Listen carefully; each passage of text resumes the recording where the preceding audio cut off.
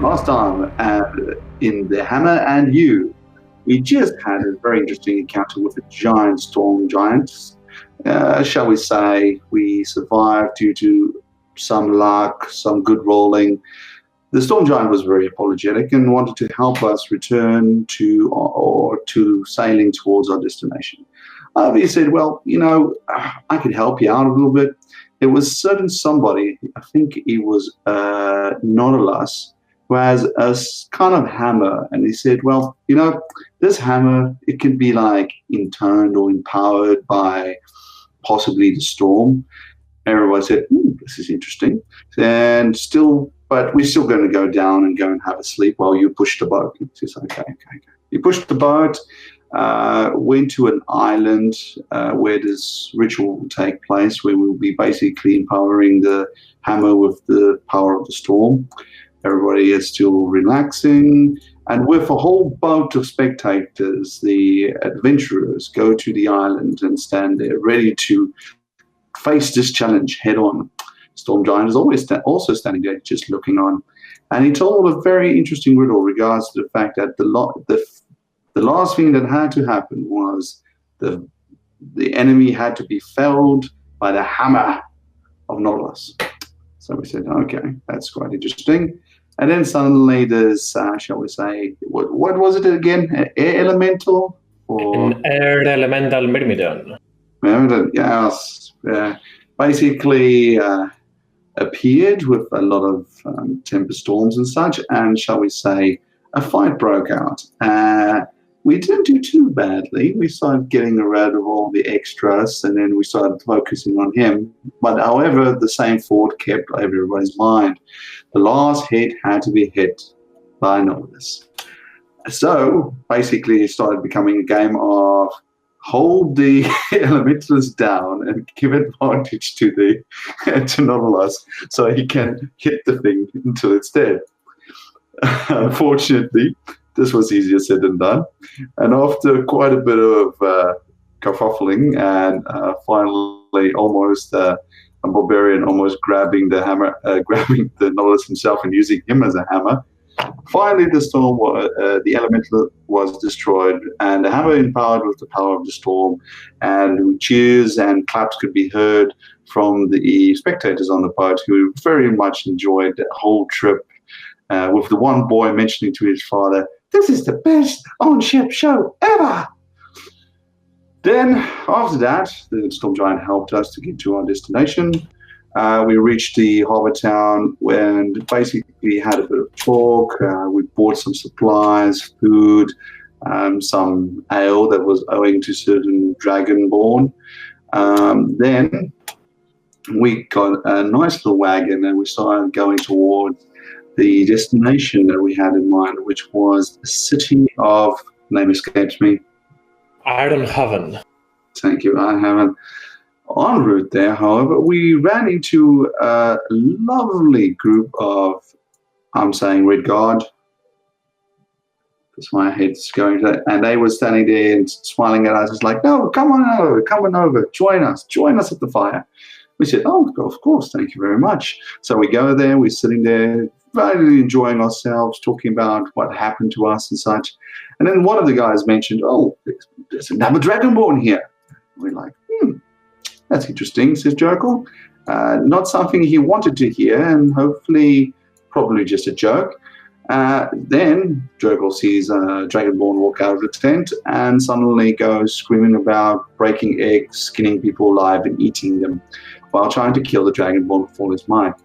A fight breaks out where everybody is trying in between, trying to subdue Jerkle, kill Jerkle, or trying to piece out the Red Guard, and all the while a sea elf is scrounging in the tents of the guards, stealing stuff, while the rest of us, while Jerkle is trying to fight for his life and the rest is trying to keep them alive, especially Valen going, it's like, no, don't kill each other, heal.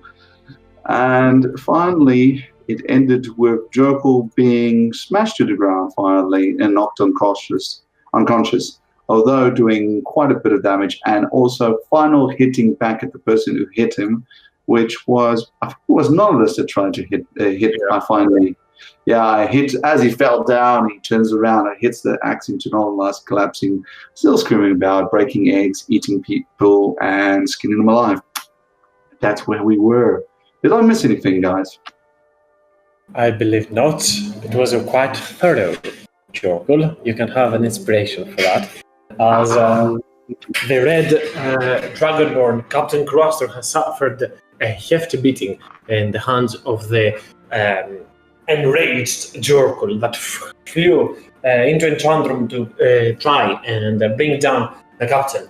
As some fire broke out, the Red Knights quickly squeezed it over the tent as Turnip comes right out of it, with help from Hearth indeed, as Turnip the little centipede goes and hides near the tree over there, as the captain of the Dragonborn takes a step back, grabbing his shoulder as he suffered a grave injury, well, not a grave, but a very powerful injury from Jorkul, takes a step back, looks towards you. What? Who is your friend? What is wrong with him? As he tries to pretty much reposition his shoulder. What is the meaning of all this? I no idea what came over him. He's normally not like this. I assure you. This is completely new for him. I'd almost say he was put under an enchantment, but can't be completely sure. I suppose we never really asked him about what his past was, so it might be something a bit more deep-seated than a simple enchantment. We should maybe... Go ahead, Madeline. Sorry, Madeline was trying to say something, but he's very low with his new mic, so I can barely hear him. Go ahead.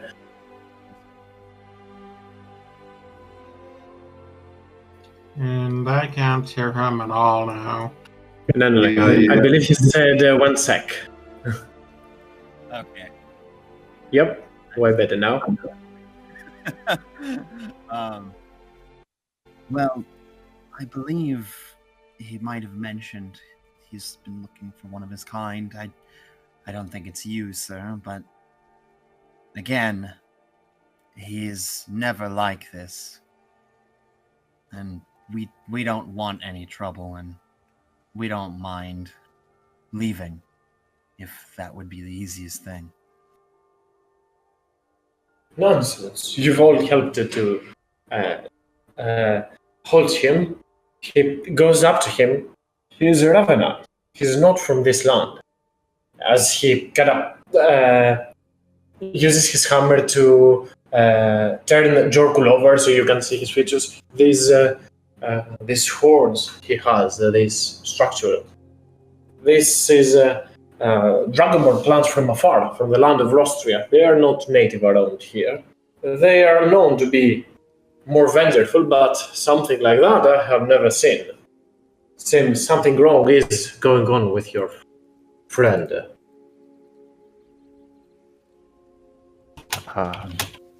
We might want to maybe put him either somewhere he can't necessarily attack you again. I think it's only you, it seems, but we might want to take precaution if we want to heal him and wake him up. We can... Crack! You can hear, sorry, Madeline, 1 moment. I'll come back. Crack! You hear as the captain of the Red Knight puts back his shoulder and repositions it. Oh, much better now. You speak sense. Maybe that's for the best. And he turns to Madeline as he seems wanting to take a voice. Go ahead. We can most likely at least tie him down. And hopefully when he comes to, we can get a bit more reason out of him. I see. Well, it is your companion that you're traveling with. I guess you, first of all, might have questions for him. I don't know if there's something we can do for that poor soul, but if there is something, I'll be in my tent. Damn, that hurts. As he takes a step backwards and is about to enter his. All right.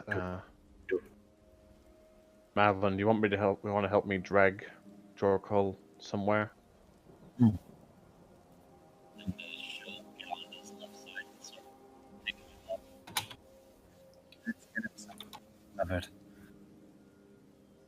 Can you repeat, Madeline? At the very last, you were completely fine, but at the start of your sentence, you were not to be heard. We could not understand. Almost the entire sentence for me. Mm-hmm.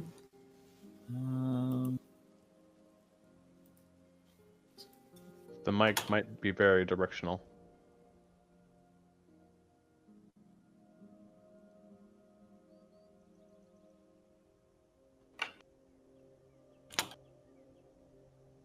Oh, okay. Mm-hmm. I see.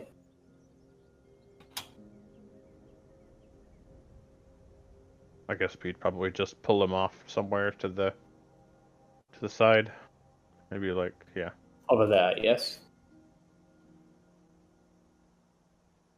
With Dalius casually walking with his hands behind his head, whistling, as nothing wrong is going on right now. Nothing dangerous. He has not been a culprit of anything.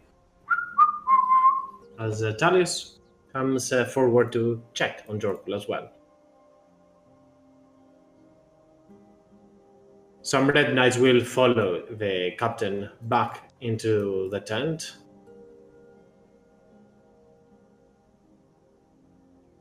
Anyone have any rope? Maybe we use that magic rope. Ah, sure, says Dalius. Here it is.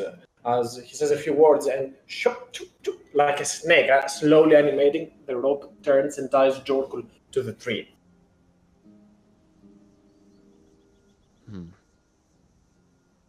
Should we wake him up?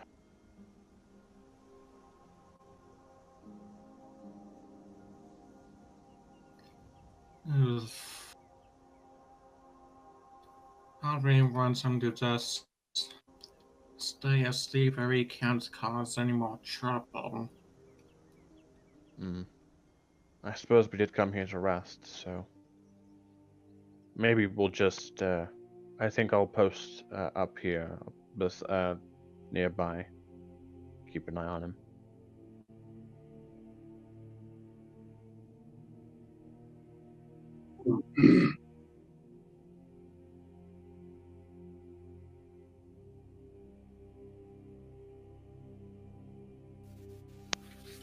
While we're waiting, I'll be right back.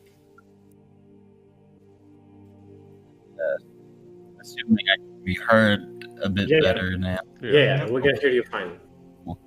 Madeline, did she see where Turnock went to?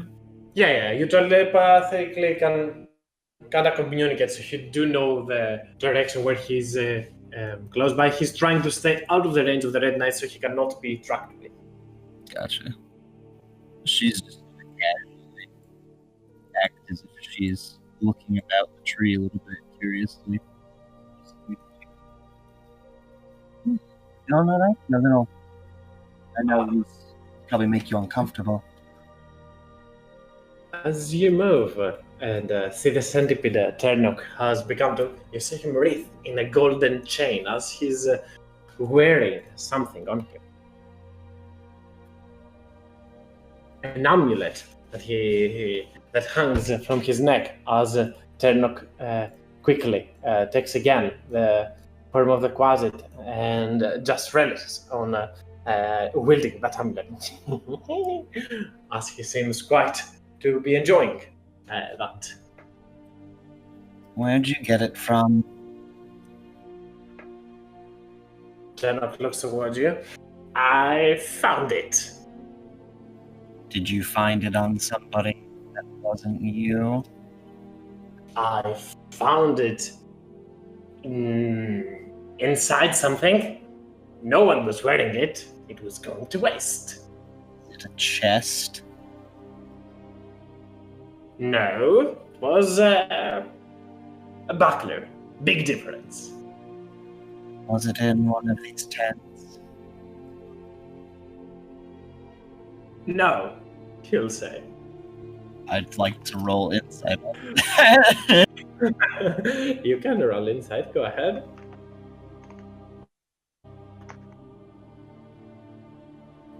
He's probably lying. You can really tell. Asterix like, no, She's gonna scowl at him a little bit, put like her hands on her hips, just kind of like a mom look.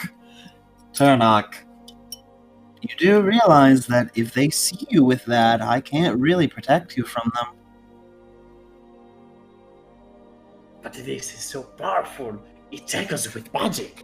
And he kind of puts it on his face, and you can see like the shining yellow light from the amulet lightens the face of Turnok as his eyes almost turn to dollar signs, the equivalent of that. It was like gemstones glimmering.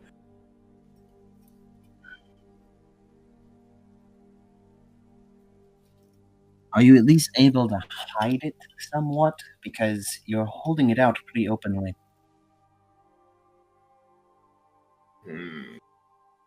Okay. It's super funny because with shape changer, any equipment he's wearing still stands like that. So if he becomes a bat, he's hanging like this amulet from his neck, like bling bling. He's getting a lot of street credit, I'll tell you that. As Turnok puts it all around himself, I'll stay away from them. They will never find me. As he slowly makes his way over there, quite good at stealthing. The little Quasit goes over there, far and just makes a motion with its hands towards you, Madeline, to go away. They'll find me out if you come to me. I can stay here. I like this shiny treasure. If you, I'm not going to help you. Hello, Dalios. Hello, sorry about that. It's okay. Got caught up. You at least be smart enough to stay safe about it. And then she'll kind of extremely happy right now. But yeah. Dalios, just to give you a quick recap, after whatever happened last time with Jorkul flying into an aid, you turned and put him on a tree, tied him up with a rope, and you're now pondering if to wake him up. As Madeline goes a little bit far away to have a moment with Turnok, Hearth goes forward and starts entertaining the Red Knight with some control with his magic, controlling the flame and making different shapes and magic from the elemental plane of fire.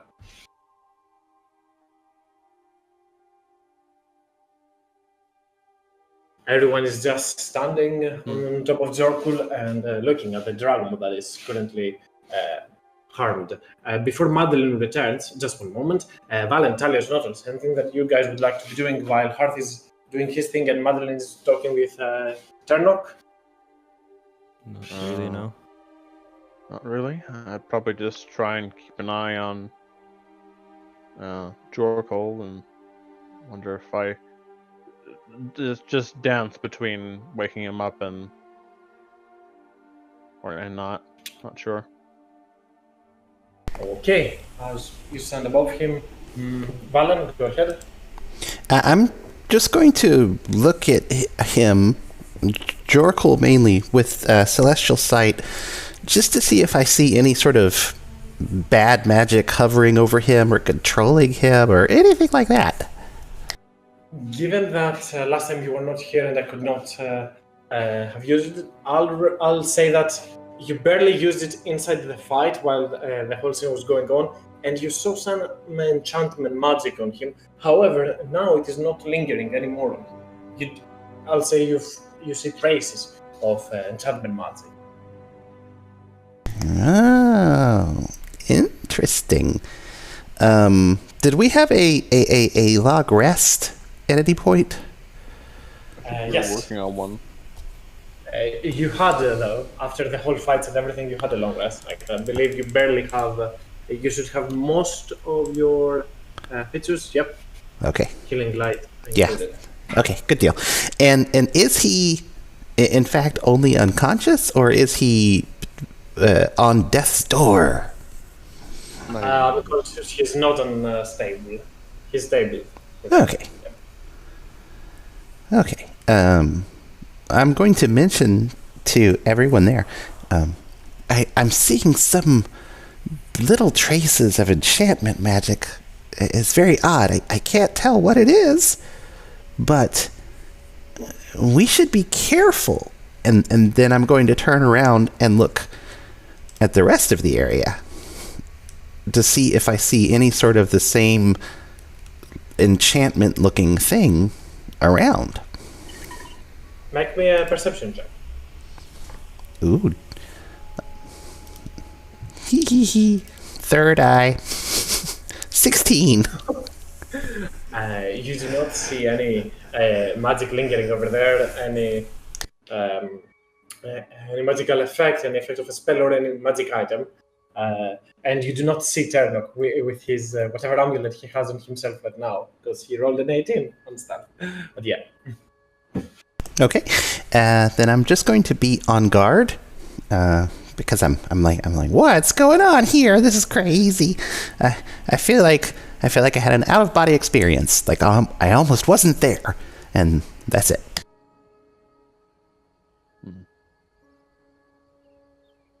Well, he's tied to a tree, so I don't think it would hurt much to wake him up. Then again, I think me and Talius might be able to hold him down if he wakes up angry. I would say so. The two of us, probably. Right. We should maybe wait for Madeline to walk over again until we know we have good odds to hold him back. I say Madeline, and if Hearth wants as well, can return now. It's been time that they do their little things. Up to them.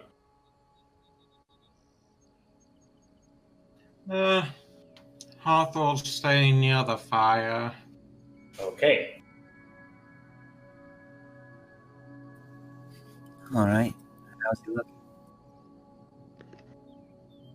Well, like a potentially dangerous unconscious dragonborn, but we are wondering if we want to wake him up now or just let him sleep for the night and then see about it in the morning.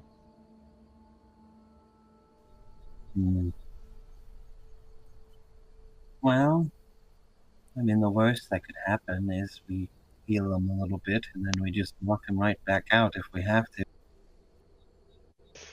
Yes, that's probably going to be it. Well, if we're going to be resting soon, it doesn't really matter, but he did hit me pretty good. Right. On the way down, at least. Right, but we should talk to him about it. It's Yes. worth.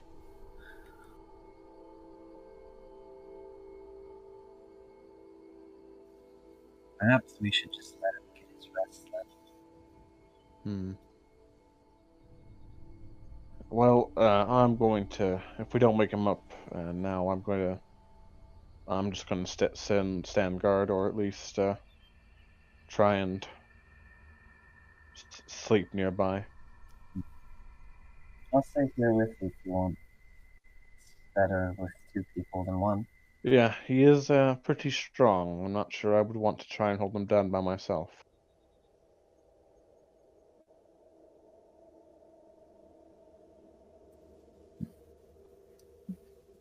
How is everyone else feeling?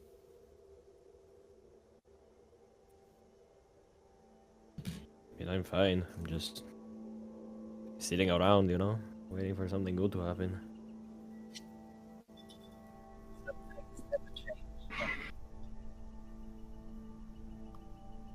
Also, if you guys see Ternok get in trouble for stealing something, feel free to pretend we don't know him. As I warned him. Farewell. Can I blast him? Not too hard. First level it is.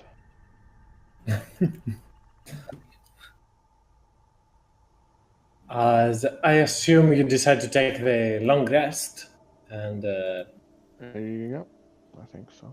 I guess two of the people or some sort of combination that you guys want will be looking at Jorkul if he wakes up or anything. It will be dangerous if he wakes up, nobody's up, and he just goes into a murder spree again. Yeah, So. yeah. Me and Madeline, I think, are going to take shifts. I'm gonna kill him. So eat him. Okay. So yeah, everybody slowly after will head off to sleep. Some of them will go to keep watch. Other Red Knights will just go back to their tents. Everybody seeming to be minding their own business. As the night falls and most of you go to sleep. During said night, I'll say that Nautilus and Talis or Madeline said you will be keeping an eye on him. Norris and Madeline, I believe. Okay, at the 3-hour mark, pretty much, you will see Jorkul getting up, awakening for the moment. His eyes. As Jorkul, you are in full control of your senses. You can still smell fire and brimstone, but barely. Yeah. Oh, heaven. Did I drink too much again?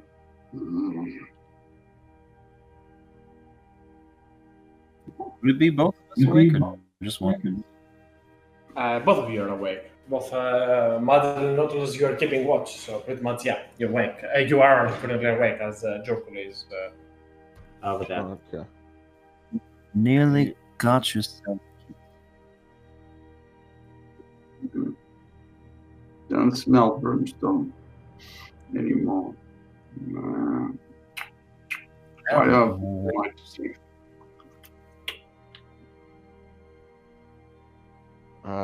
Jorkul, do you... what is your opinion on other Dragonborn? It seems that you are, you might have been a little bit out of yourself for a moment there.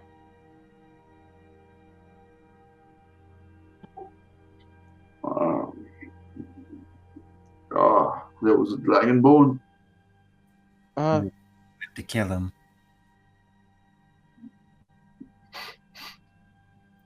No wonder I smell brimstone. He's not nearby, is he? Not close at the moment, but he. This one isn't one that's you could consider an enemy. He's not maybe like the ones you know.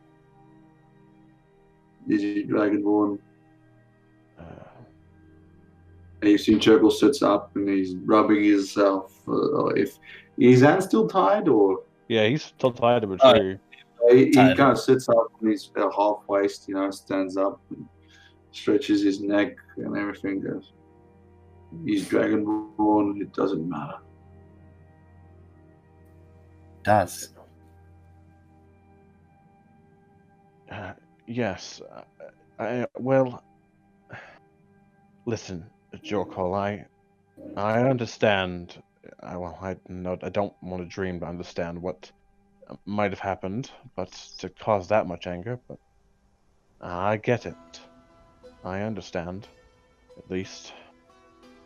I feel that way about other things too, but this is a bit different, I think, than how I might feel about a certain species.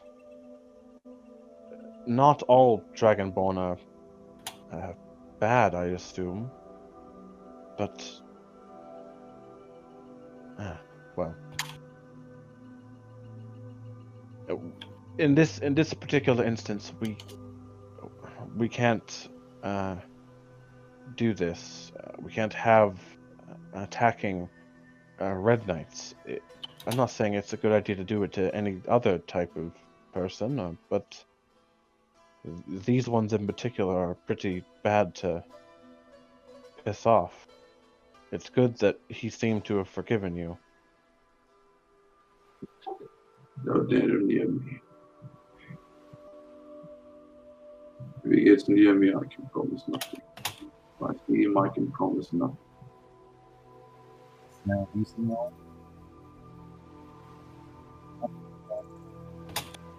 What did Dragonborn do to you?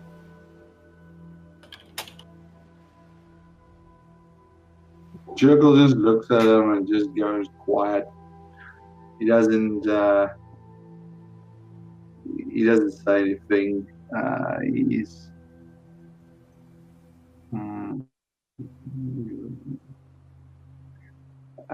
He just simply says nothing that he's done to me or what they have done to me. It is just as it is. And he just goes in quiet and it's like water or ale. Right. Do you have any water to give him, Madeline? We can go get some.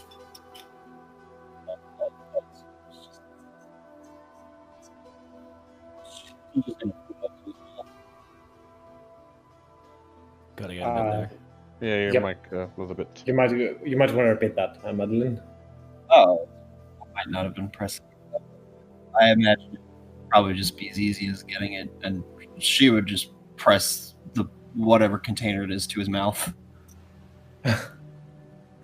So, as Madeline picks up a flask or a water from Jorkul, she pours it into Jorkul to assist him on that. As in case it is ale, you can use that to heal yourself, Jorkul, with your amulet. If not, it can be water. Up to you. Well, he's just not gonna do the amulet thing. He's just gonna drink the water and then he's gonna sit back and then close his eyes and go to sleep, ignoring them, unless they really want to try and get them out of him some other way.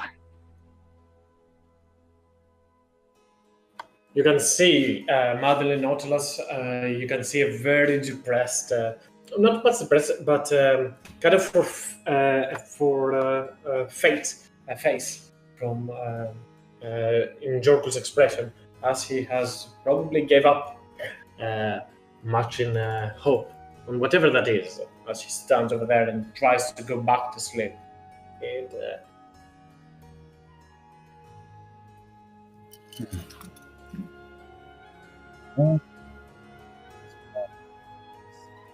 I think your mic was doing some more cutting out. Whack. This is one. No, hopefully there's more to it than just his own nature. Yes. At this point, we'll just have to take this into consideration if we bring him around. Just another thing to keep our eyes out for. Yeah, hopefully we don't have to. I'd hate to see us run into a civilian Dragonborn. This knight could defend himself, but we might want to be vigilant when we head into the capital. We're very good about making sure people don't go off alone. So we'll just have to make sure Jorkle doesn't go off by himself.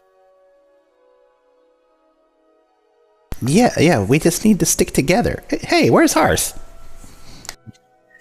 To be fair, Hearth is probably the person I'm the least worried about. As Yeah, you I mean, all turn your faces and see Hearth near the fire. Go ahead, Hearth. just saying, let's say you don't know he's there anyways, he hasn't moved. Hearth sleep. The big sleep. Well,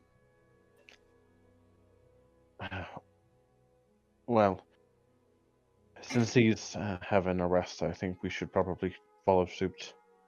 At least we can leave early in the morning. Maybe not ask the Red Knight any more questions.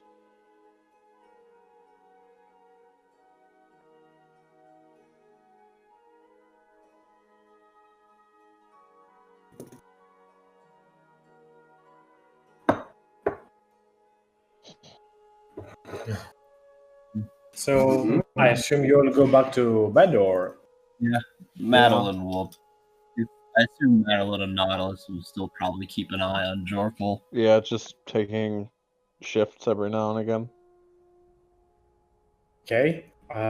Madeline, again, as you take your time and go to sleep,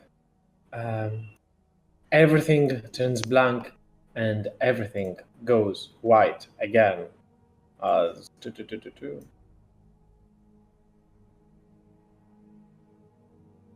Wait, did I do something? Oh fuck, I did something wrong. Give me a second.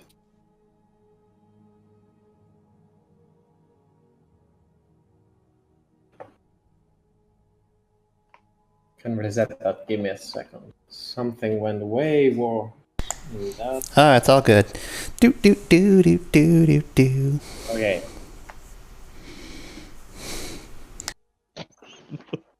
Okay.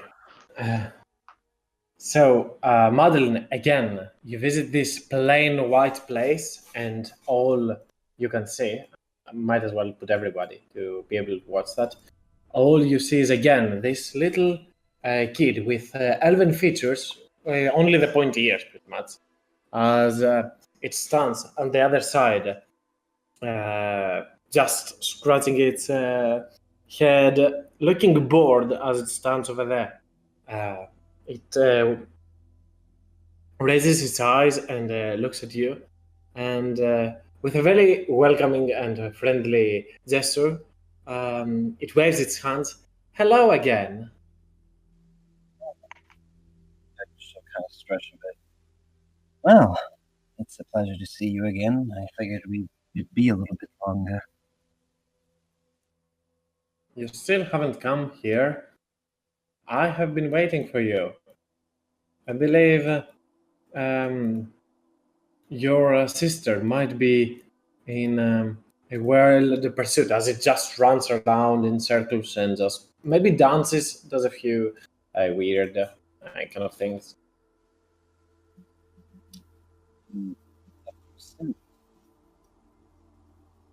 Can you repeat that? Because I could not hear you. A pursuit? I believe your sister is looking to change something. I'm afraid she has not listened to me when I told you something. I believe she is in danger of her own self. Not listening to people is kind of what she does best. But you spoke with her? Is she doing well at the moment? She came and visit once. She visited you? Mm-hmm.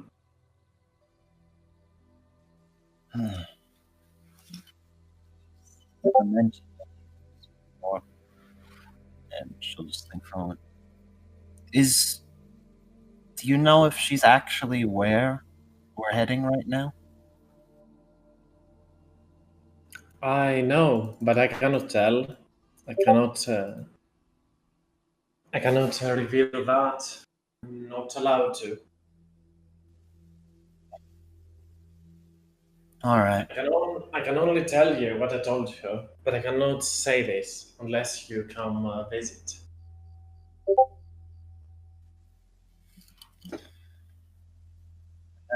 But it's such a ways away. But I hope you don't mind waiting just a bit longer. I just want to see. And if she's not here, then I'll come see you then. It's been a while since someone's asked me to come see them. The face of the kid again starts, gets a little bit saddened, looks down. I understand. You believe you're close. Hopefully, you will be able to find your sister. But do not take much time and come find me. I believe you can understand what your sister is looking for. She's trying to help you.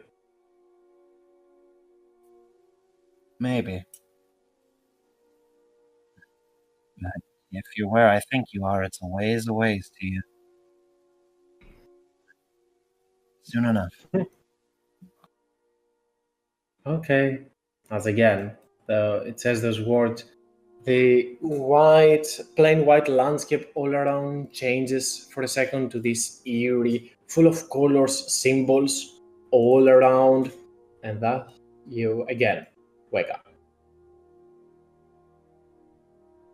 So which main god is he based on then?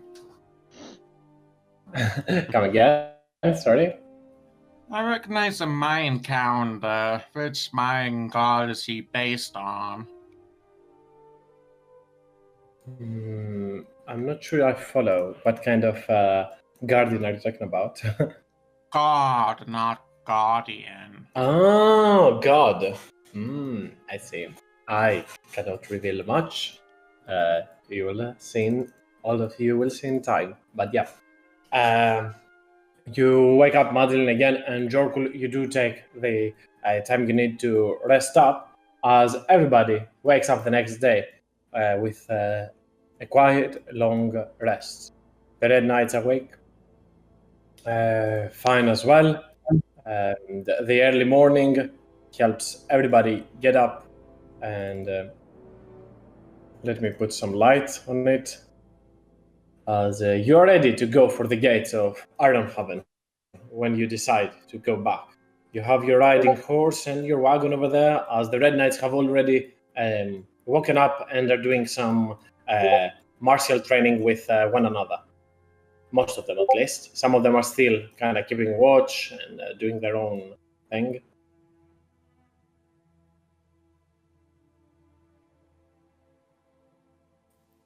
Sleep well, Hans? Go ahead. Well, after that bit of chaos last night, I did manage to sleep at least. That's good. It's good to get a good night rest. Do you think we should just leave without saying anything, or go and apologize, or what? Are you going to leave me here, or are you going to untie me? We'll untie you if you come with us and don't attack him again. I don't see you, and I don't smell the brimstone. I don't attack them. Maybe it's best if we just sort of leave. We didn't really make a good impression, and well, I don't know if extending the meeting would be any better for us. We need to get moving to Ironhaven. About that. I'm still set on going there first, but I was visited again. You know, the dream I told you all about. Mm-hmm. And I don't know what he is. He's something more than a kid, that's for sure. But he says he was talking to my sister, or that he's talked to her, and of course, even when it comes to the higher beings, she won't listen to them, and then she just grabs her forehead in frustration.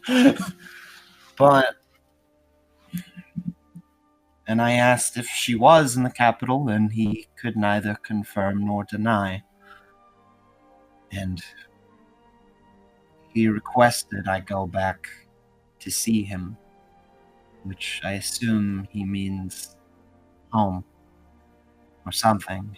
It's vague. I assume if I set out to find him, he would. Sorry? No, just a wrong button.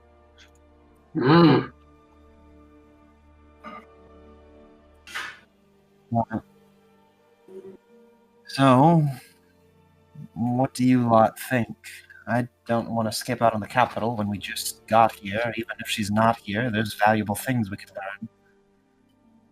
And it wouldn't be fair of me to drag you all over the continent.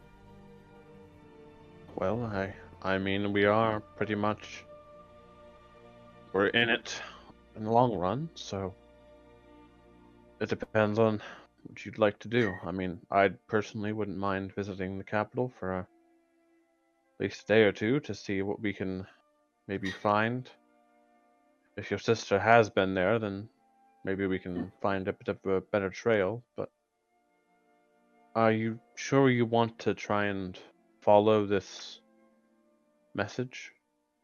It might be a long way to go just to find out that your sister's still going somewhere else.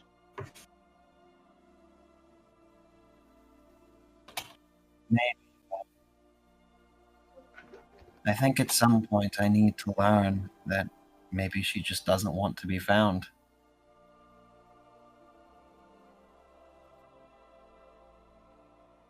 Well,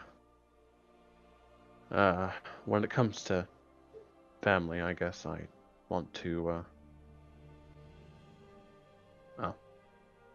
I would just suggest trying to patch things up, or at least see her once more.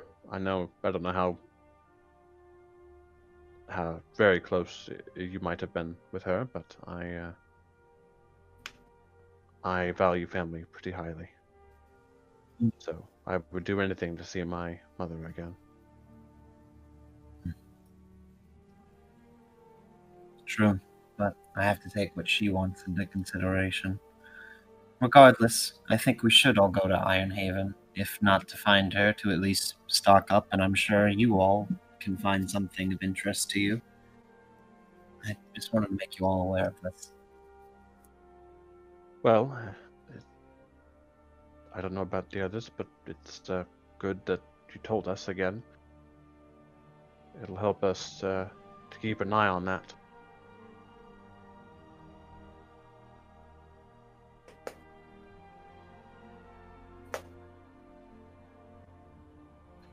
Well, Anybody gonna, cut me loose? Yes, Storkholm, we'll cut you loose. Ah, thank goodness. Long story it was. We do need you to close your eyes, though, so you don't accidentally see him.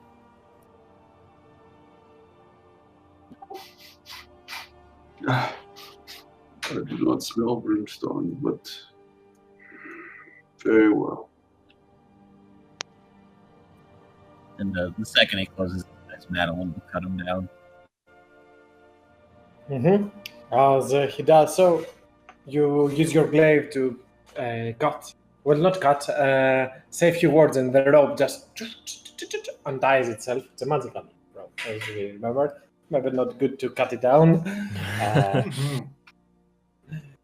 But yeah, anything you would like to do before you leave this place to go to Ironhaven? As the horse is ready to go, ready to move, and your wagon is awaiting as well, that you purchased last time. And yep, Jorkul seems to be ready to travel as well as everybody is getting ready. Anything else before you leave here? We're all ready to go. That as no. Yep, I'll take that as a no, as everybody jumps either onto the carriage or up on the horse and slowly starts leaving. As you all take your way, continue venturing on your way to Ironhaven, you see from afar, well, not that far, but from the nearby vicinity, you see a bat flapping its wings with a giant golden emblem on it as it comes and meets you, as Ternok regains his form and now in presence of everyone has this weird pendant on himself.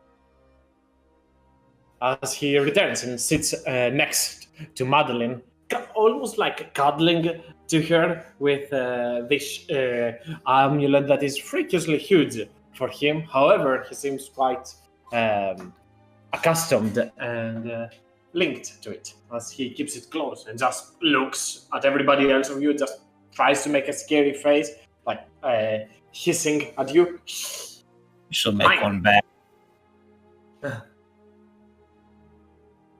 As this creature stands with you. Talus, reminder that these animal figurines that you got last time are cost 150 gold coins. Ooh, all right. How many to get? 2?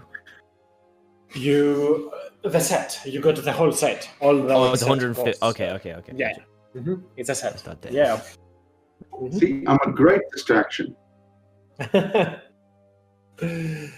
But as Ternok stands over there, looks towards Jorkul and says to the very next person that he finds, let's say, let me just roll aside of Madeline. Let's play with Ternok with others as well. He turns to Hearth and Ternok tells you, what was the deal with the big guy? What he gets so fussed about? The others were talking earlier. All I know is that he sees another Dragonborn and he gets angry. And we're going to have trouble with that.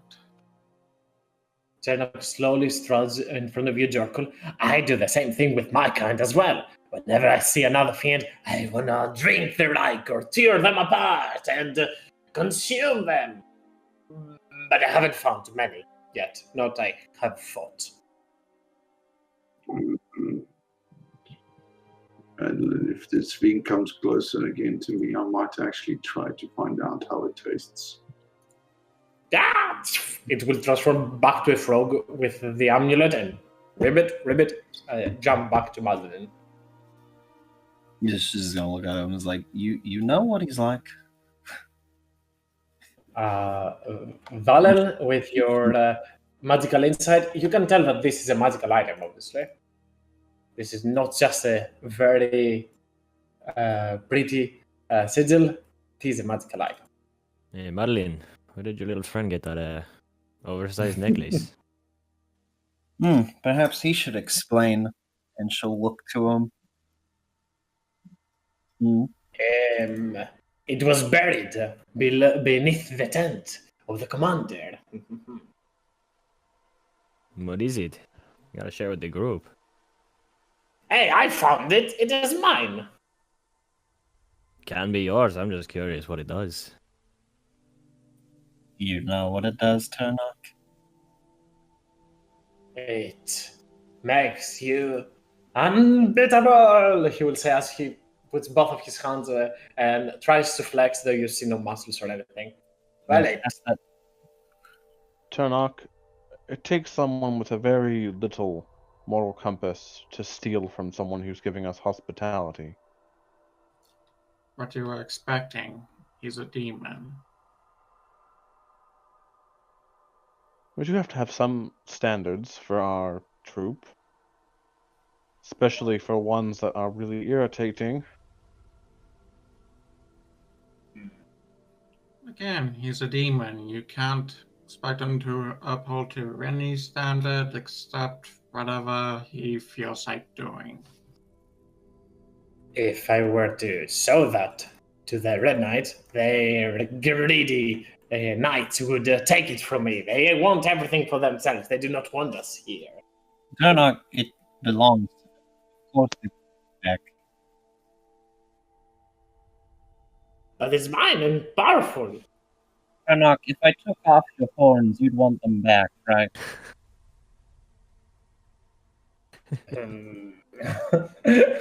Just looks at you and says, no. But you can literally tell it's lying.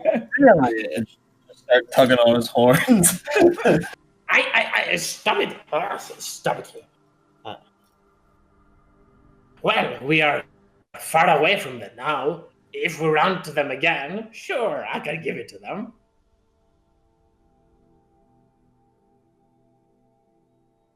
Is there many dragonborn in the city, you think?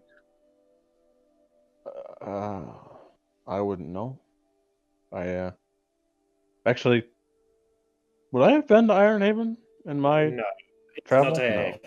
it's not a port. However, both Madeline and Valen, given that they are from quite around in Underearth, both of you make me a history check.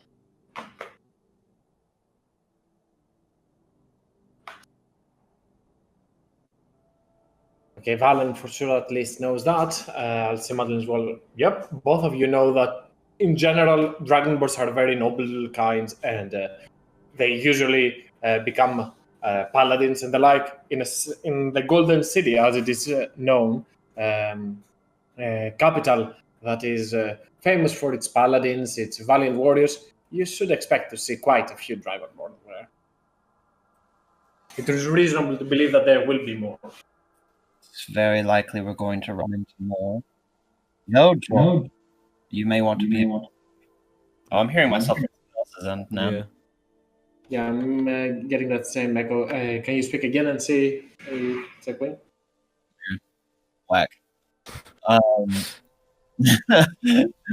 Shit's whack. Well, Oracle, just so you know, in case you try to start anything, this is where a lot of paladins undergo their training, including most likely the one you fought yesterday. So you'll run into ones just as tough, if not tougher. This is bad. I might And definitely I'm going to put this out right. Okay. Yeah, I can definitely hear myself. I think it's when I put my. I think you're hearing it through me, which it makes sense. I'm just going to put on my earphones. Quack. I said what? Okay. Okay. Famous quotes. Go ahead, Hearth. I'm just going to put this out right now, Joe Call. You thought Quack. all a repeat of last night. I will do nothing to assist you.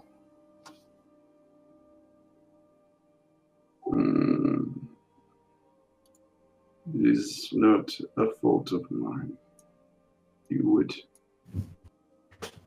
curse me for this is what I am.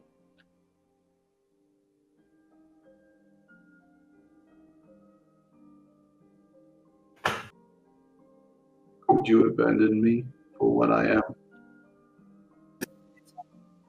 To be more. Said something, Madeline? That it's on people like us more than what they are. We're not defined by our prejudice nor our birthright. If we were, I'd be just like my sister. It's not an excuse.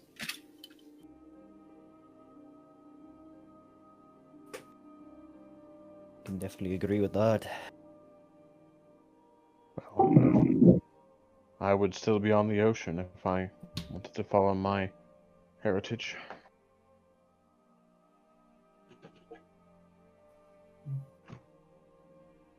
It's not that simple. It is not a heritage. This is not ancestors. This is something that has been done to me. Something I cannot help. But it is a just punishment nonetheless.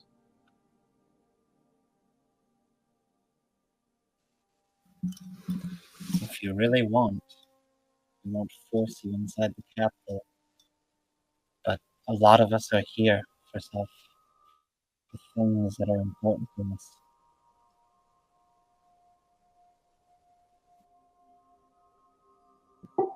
I don't know.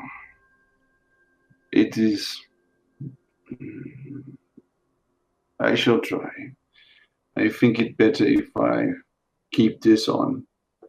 And Jericho points at the blindfold that he's left on, even since they've left traveling for a while from the encampment guard.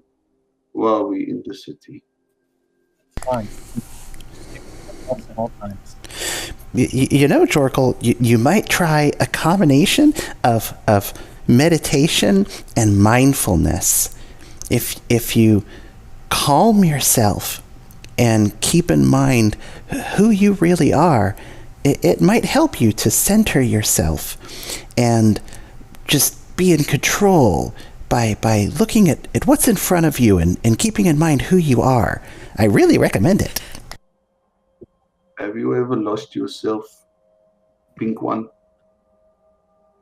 I don't even know where I am most of the time, Jorkle.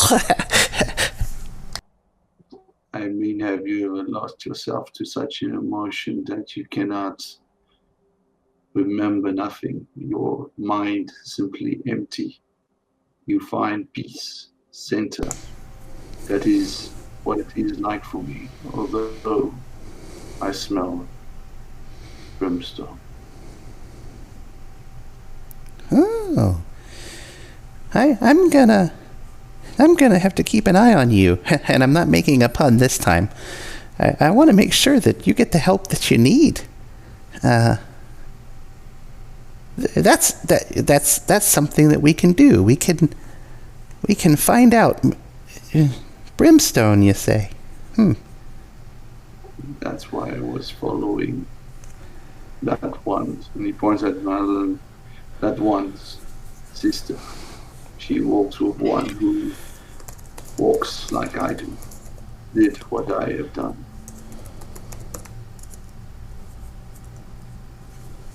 Huh.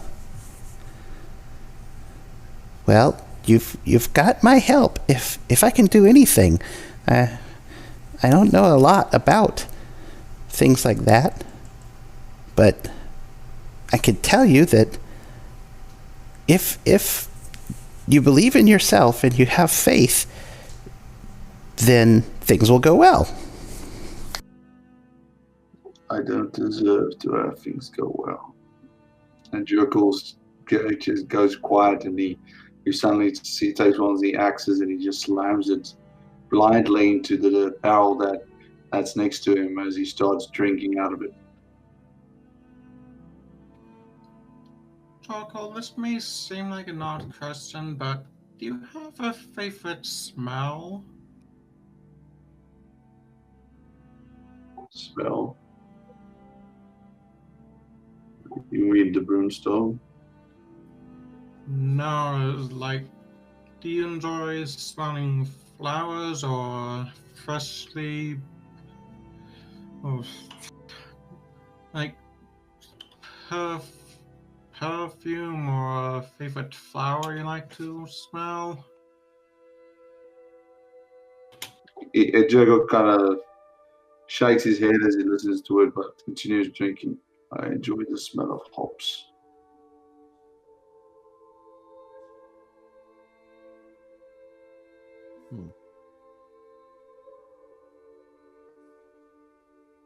And now one for the DM. Could I replicate the smell of hops with the first bit of that prestidigitation? Sure, why not? Of course.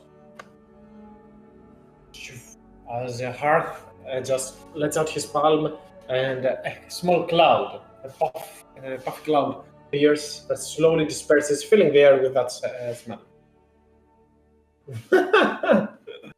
which is ironic because he's face deep into a barrel of ale, so he's smelling it's like double concentrated. He's like, but Jokel just continues to smile. You see a smile comes on his face as he continues almost dunking his head onto the open top of the ale barrel, and you just hear loud sounds of gulping as he tries and drinks.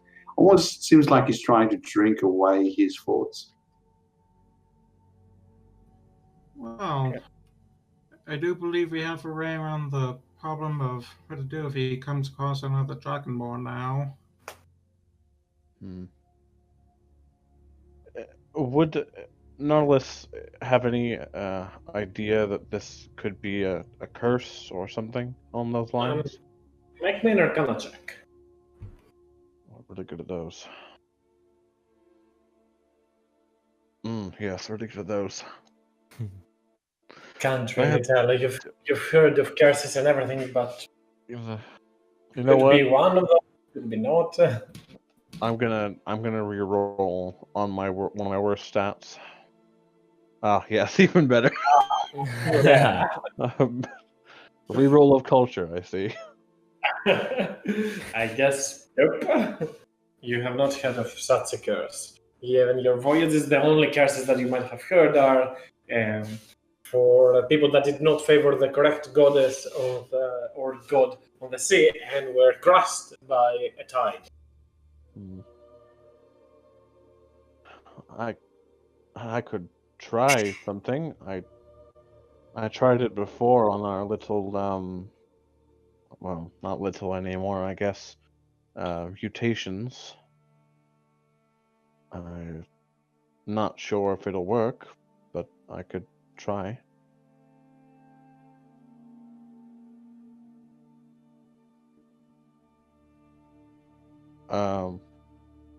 I guess I'll just sort of like pat Jorkol on the shoulder or something and cast Remove Curse and see if it works. It will not. As you try and use your magic, though, you do get the sense that something is prohibiting you from doing so. Like this spell should have worked, but you get the sense that it doesn't for some reason. Man,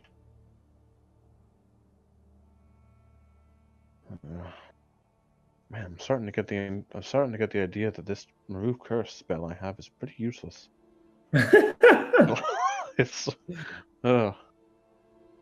well. Hey, remove cost spell saved me a 9 in another game. I believe you've used it once before to stop a mutation, or that wasn't the case. No, I tried to reverse the one that we have, but it didn't work. Reverse? Yeah, well, I tried to get rid of the mutation, like a corruption, but it didn't work. Yep. Okay.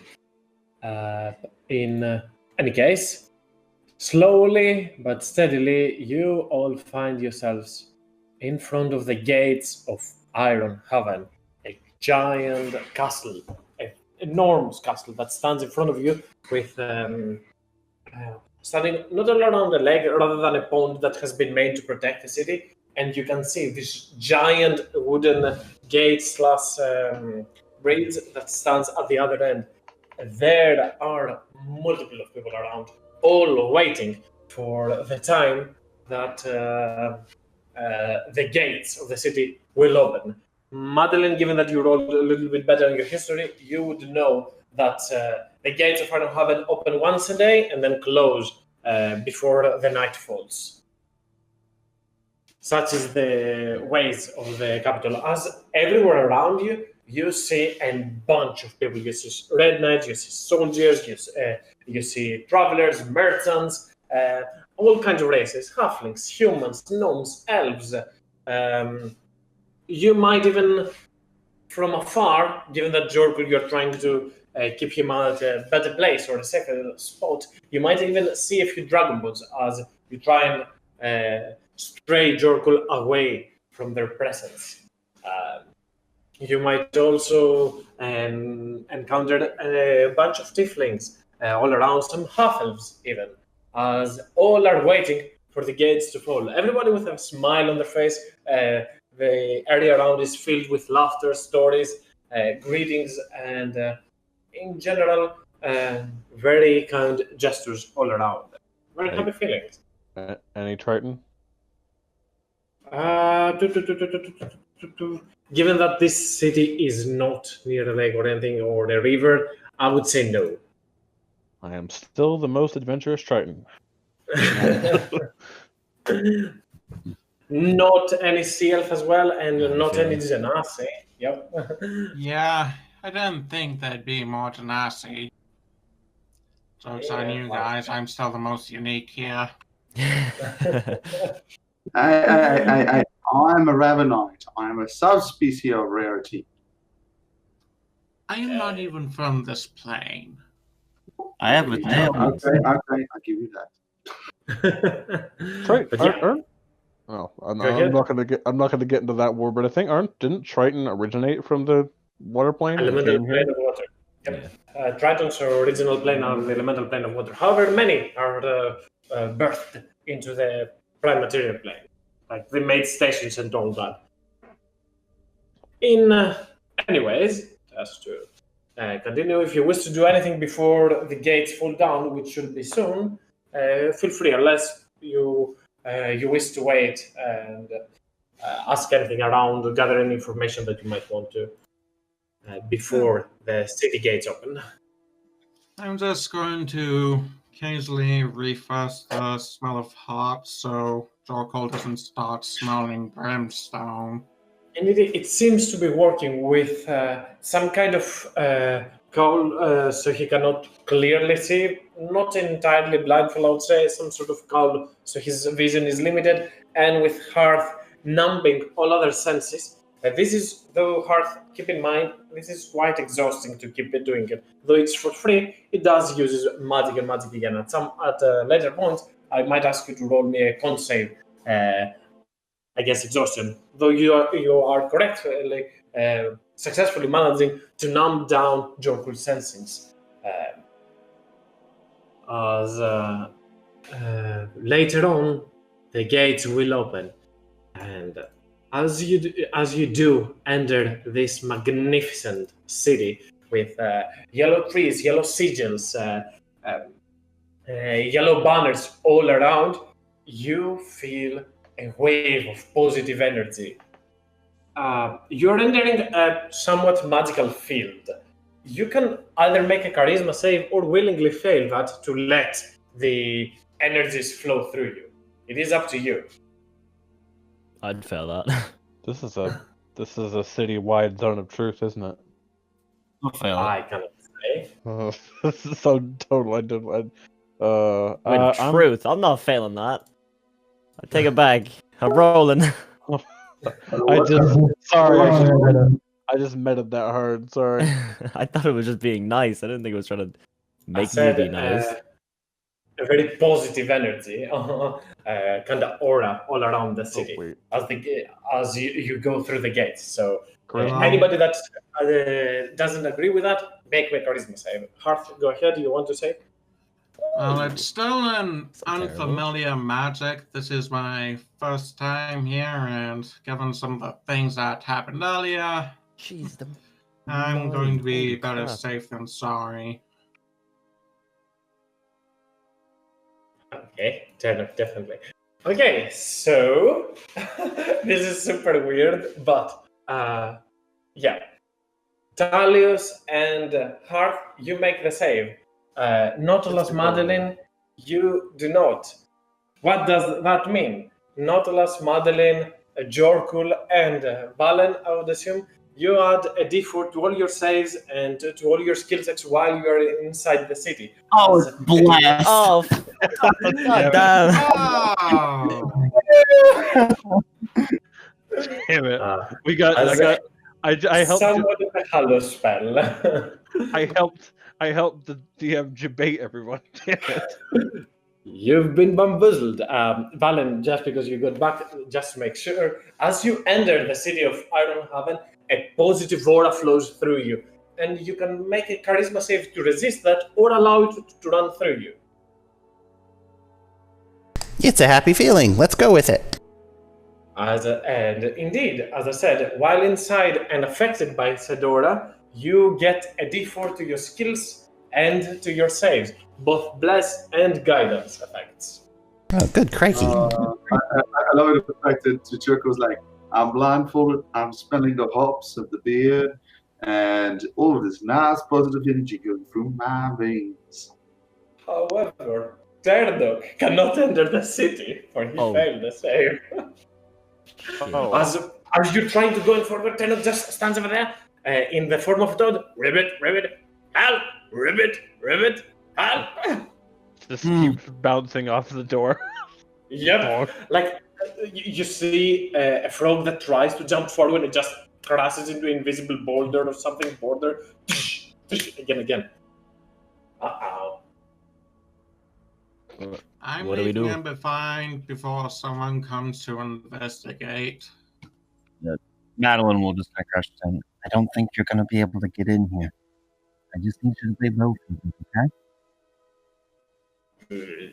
Ribbit, and he just, from the gate, he jumps into the pond outside as a frog. He is able to do so.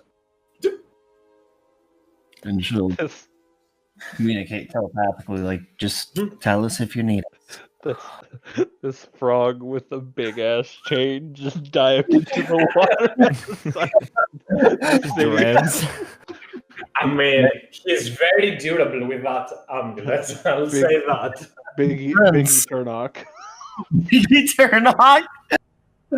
Oh no. This album dropping. Oh. He got quite an amount of health now. But yeah, as Turnock jumped into the water, allowing you to enter the city and feel some of you, though you try to resist, you feel that it's going through you. And all your suspicions or your primal feelings, any fear that you might have for magic is instantly eradicated as you feel attuned to this place. With this positive aura all around you. As Harv and Talius manage to brush through it, it takes not a toll on them, but you do understand that you are resisting this magic. And here you are, into the city of Ironhaven. All around you, filled on the streets, the same races that I just said earlier. Humans, halflings, tieflings, gnomes, laughter, and happy faces everywhere, smiles, and all that, as large buildings, shrines, red knight stations, a maid's tower on the far end can be seen from over there, and in the middle of all that, you see the castle in which reside the king, the royal family that rules over Ironhaven. So, what is the plan, huh? What's first on the list? I suggest we, however long we're going to be staying here, at least like a room. So I can help with Charcoal's condition for a while, but I will not be able to keep it up all day. Yes, let's find somewhere to set up a base of operations for now, and we'll discuss from there. Very well. Just so you all know, the gates close at night, so we're not going to be able to leave unless it's during the day. How high up are the walls of the city? They're pretty huge. Like, you look like an ant compared to a human to that. I'm not scaling that anytime soon, okay. Yeah. Nope. I said if you have like a cloak of arachnid or something.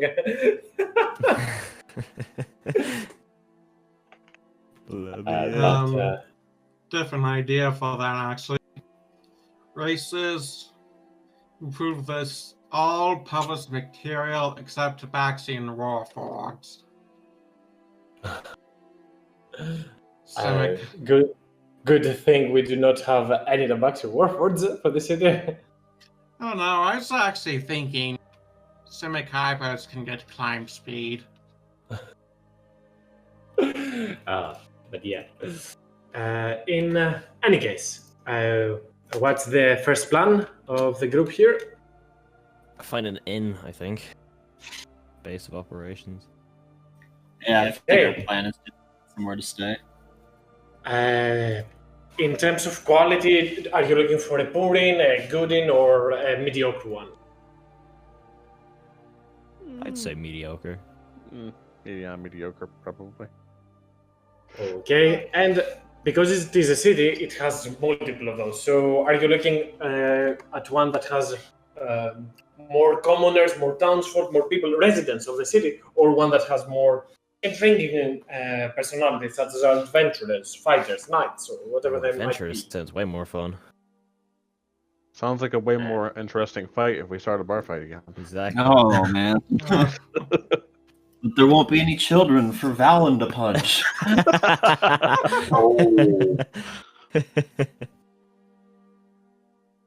Silence.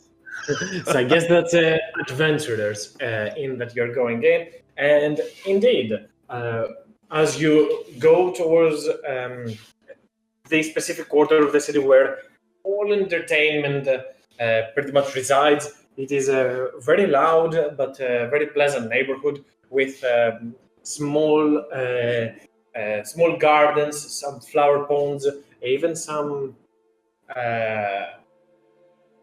banners hanging around, bards playing on the streets, bards forming in as you encountered the Tavern of the Broken Shield on your way.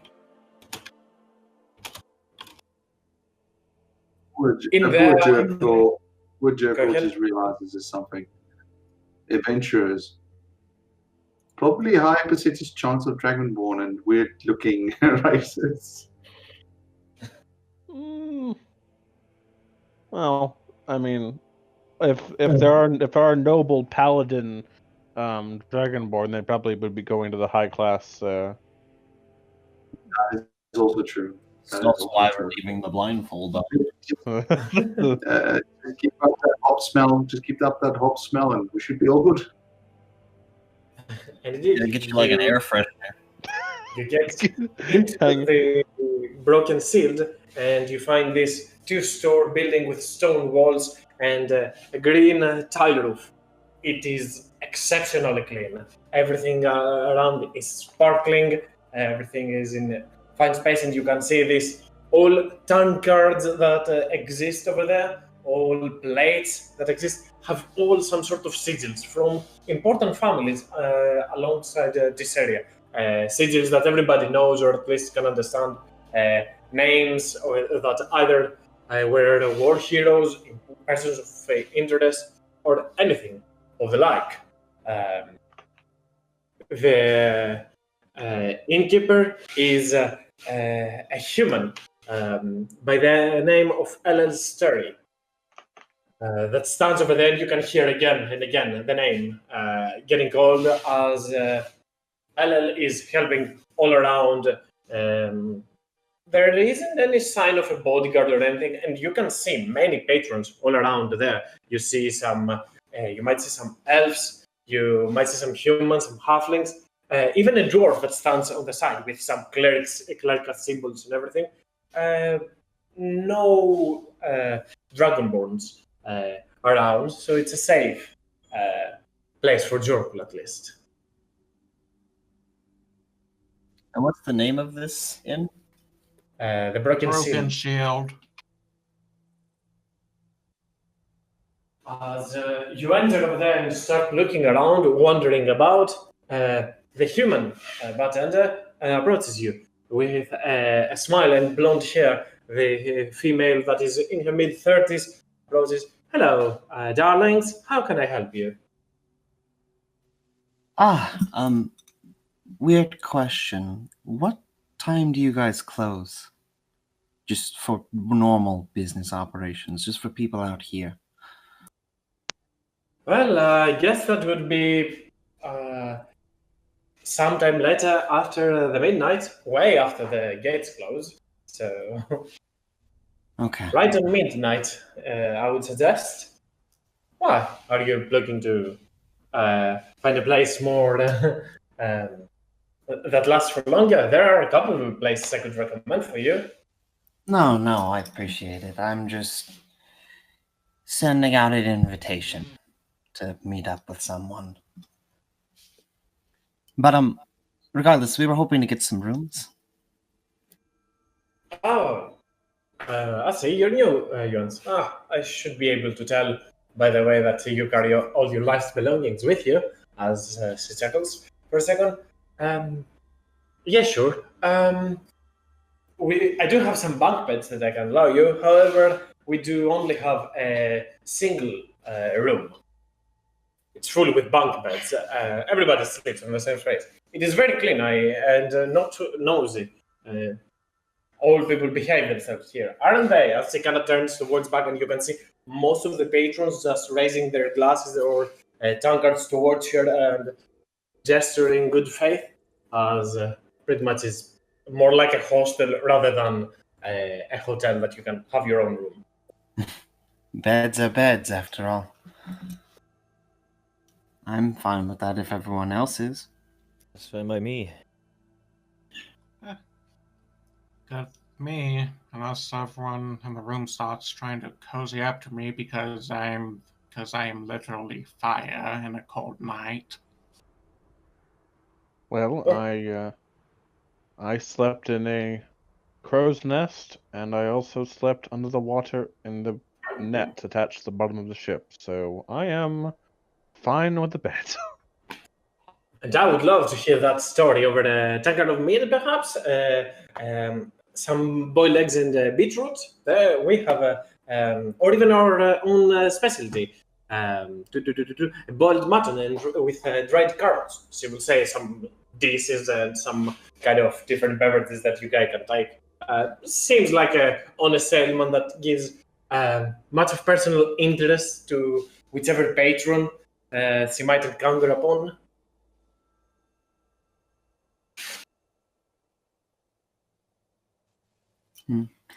Well, this one she'll kind of gesture to Jorkel. He can certainly eat and drink, so I'm sure he'll get quite the fill from you. There is one thing. He turns his head blindly, still almost just barely making out the figures and then look at the mask, just making sure it's still safe. I might be a name worth looking up. I'm going to use my background thing, ear to the ground.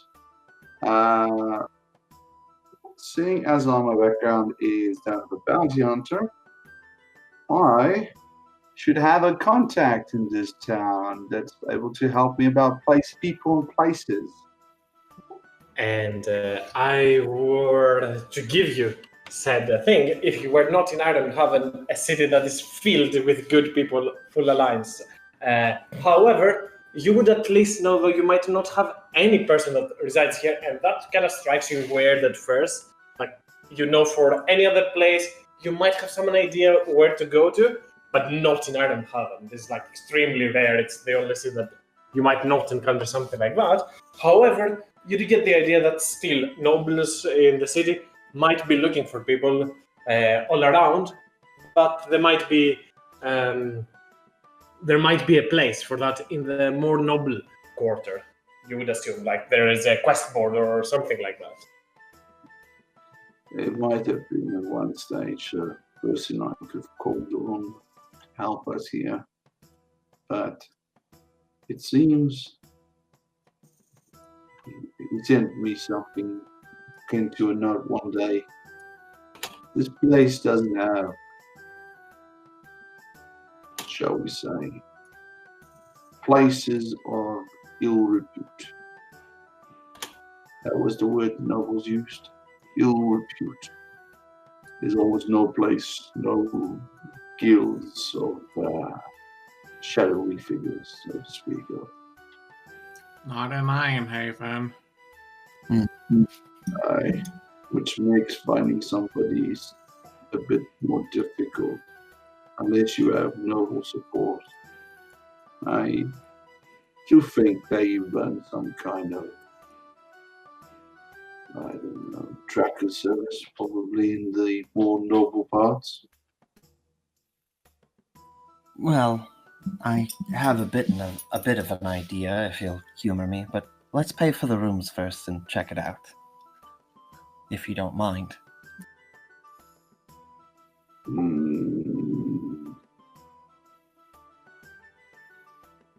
Are you staying for long? She says, give me a second, she will pretty much ask for, I believe it's 2 gold coins per person for expenses, which mean also food and stuff like that. So. I'd say, what does everyone think? 3 days? 3 days sound good to me. Yes. 3 days with the option to extend. Well, I mean, it doesn't appear as though holding a room is not much of an issue. Just a bed seems to be the main worry. We've slept on the same floor before. It'll be fine. Anyways, how much would that total for all of us? I guess it would be 12 crowns, meaning gold coins, but why not? Let's, you're many people, you're travelers, let's say 10 for good measure. Thank you. And I'm just going to take that 10 from the party loot because we never use it, so... Yep. That's fair. You used it last time, and you currently have a horse and a wagon that stands right outside I here. was gonna say, what do we do with that? Well, can we tie it outside? Is there like a... Yeah. You can Town put it is like, the definition of lawful good. I think it's fine. True. You can put it like the wagon upside down, and there's always room for a horse on the stable. So yeah. We wake up tomorrow and magical Sawyer horse. At the very least, we can track that horse.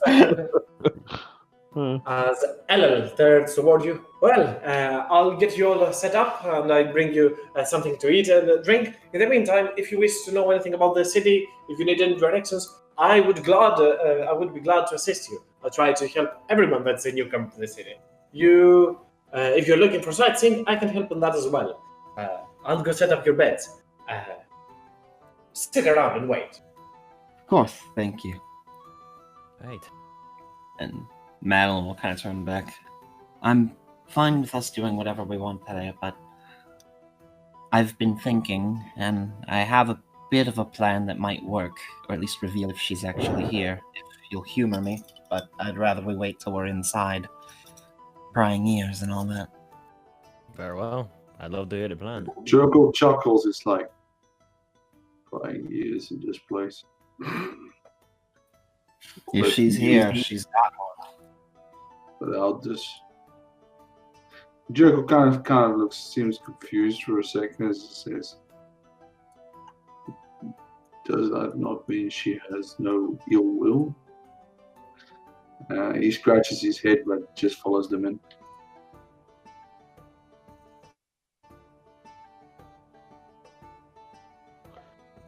Okay.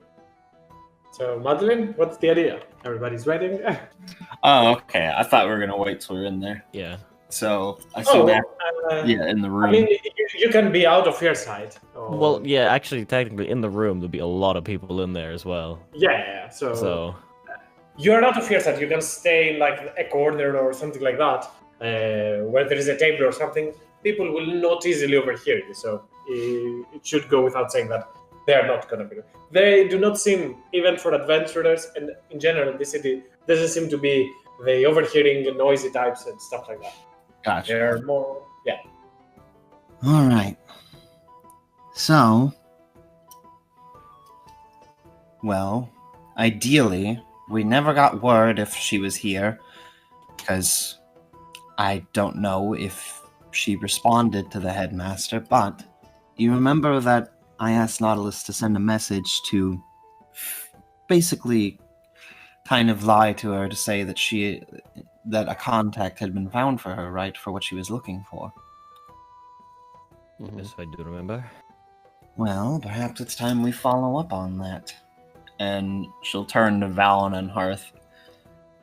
Which do you think the two of you are the best at playing pretend? Oh, it's... gosh. Well,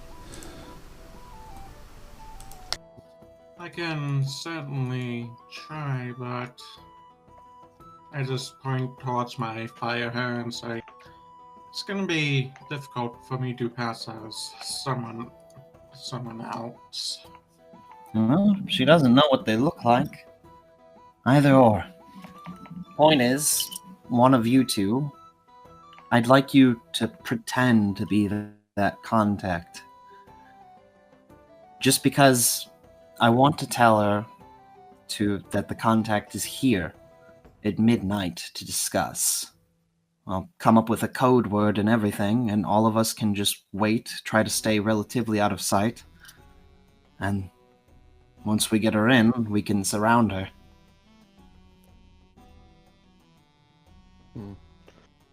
That sounds like an alright plan.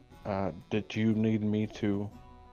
there's only one problem. I don't have the sending spell at the moment. Ah, darn. Well, that's on me. I can prepare it for tomorrow, but that's why I was going to tell you that when we got out of earsight. I could prepare it for tomorrow, but I can't do it for tonight. That's fine. Well, that's the general plan, and it's fine if we do it tomorrow. But does anyone have any objections to this kind of plan? I think it could work out great. It's definitely worth a try anyway.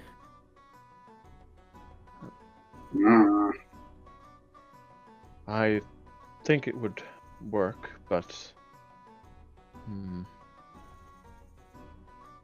I'm not sure. I'm not sure that. The problem is, if I send a message to her, she'll technically, by proxy, know it's me.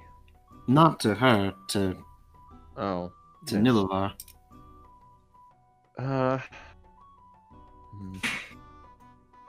Yeah, that could work. It would make sense. The contact doesn't know who she is, so I assume they normally wouldn't be able to send her a message. That is true, yes.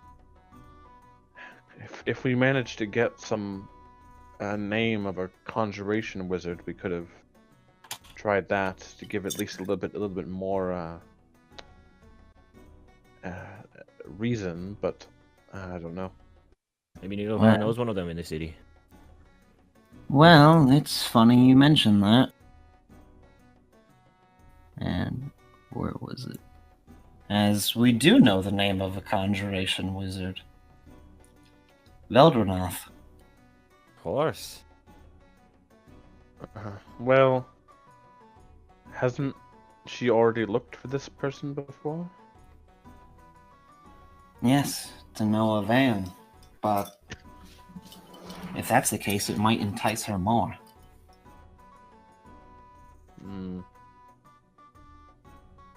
And even then, we don't have to have a peculiar name. People like to deal in secrets, I assume. So, the worst that could happen is she doesn't show up, and it almost confirms that she's not here. True. Well, I am all right. I am up for the plan. I just need to sleep and prepare the spell. Yeah. It gives us some time to relax a bit before we move on to that phase. I think we could all use it. Yeah. Let me get a short little shopping done as well. As indeed, you have some time now to drink and discuss a few strategies around the plan. However, in order for it to work, you have at least to wait one day before Nautilus is even able to start with all this, giving you enough time, if you wish, to spend in the city. Look around and see if you can salvage something, be that information about Madeline, be that Madrigal, be that information about anything else, be that shopping or general sightseeing. There's a lot of stuff to be done in a vast capital like this. I mean, I would love to go shopping. It'd be a little bit of fun. We also do have that spell gem that I don't think any of us have used yet, but we could definitely utilize it for the next time we get into a fight or whatever. I mean, I'm not the greatest spellcaster, but somebody else can utilize it. It would be very helpful. Another thing, Madeline, not that I don't respect the wishes of your little ribbiting friend. Perhaps maybe we could go out and see if we can talk that necklace off of him. I'm curious to see what it does. He seems to be very attached to it, which is odd. Maybe. But it seems to give him a bit of resilience from what he is telling us, but that's fair. However, we'd have to do it soon, and then we can only be out for so long. Well, we did already have the rooms ready, so if we run out there and try. How long before the gates close? You've got time. You came here in early morning and you waited for the gates to go down, and the gates will come off like 10 o'clock at night. So you have like a good 8 hours in front of you, even more, like 10 hours. Oh, okay. Let's just make sure we're back inside by the time the sun starts to set. Yeah, I will. Okay. Just to give everyone some note, I'm not gonna do a break. However, I'm gonna take one by one of you and do a few things around the city. If they want to shop, go around, watch anything. Anybody that is not included in one activity can go have a small break of his own. Who wishes to start and go where? I guess Madeline is being back. So let's do. Who wants to go first? Out of the city to either investigate or shop, whatever they want. Guess I can go shopping if anyone wants to come. Yeah, there's only one thing Hoth wants to buy anyways. Okay, there are a lot of things he wants to buy, but one thing in particular I'm looking for. Okay. So Hearth and Talius decide to take a look at the store, see if they can find anything that is useful in this place. And indeed, can somebody jerk or try and go with somebody that can maybe escort him to some kind of weapon shop?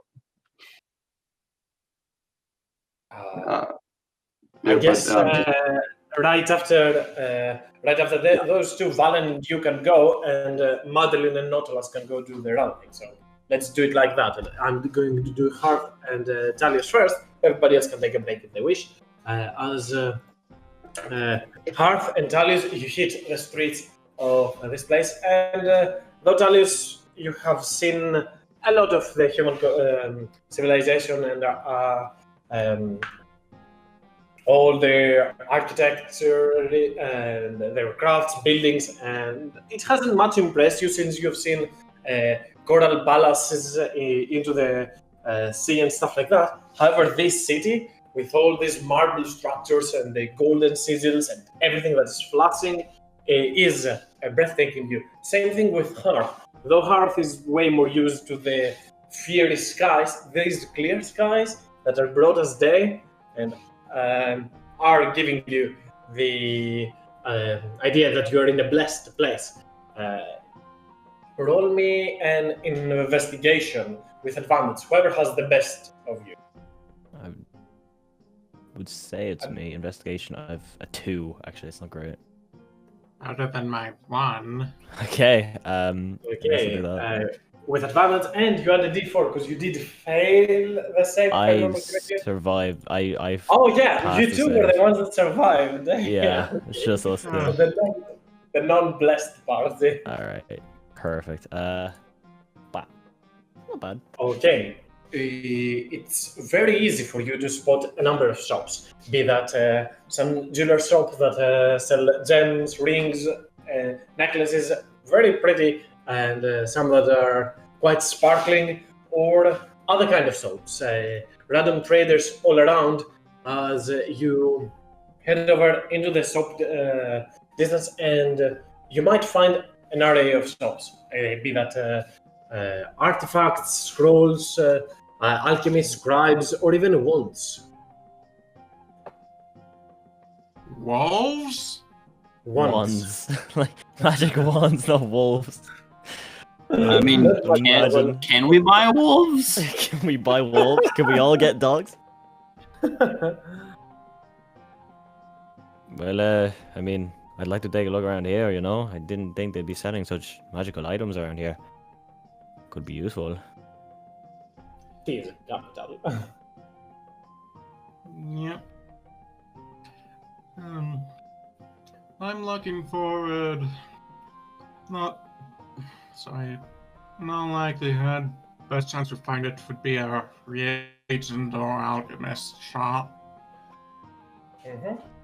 And I'm assuming you're looking for a gem, a powerful gem, and indeed that you will. You will go over there. I don't remember the price. We've talked earlier on that.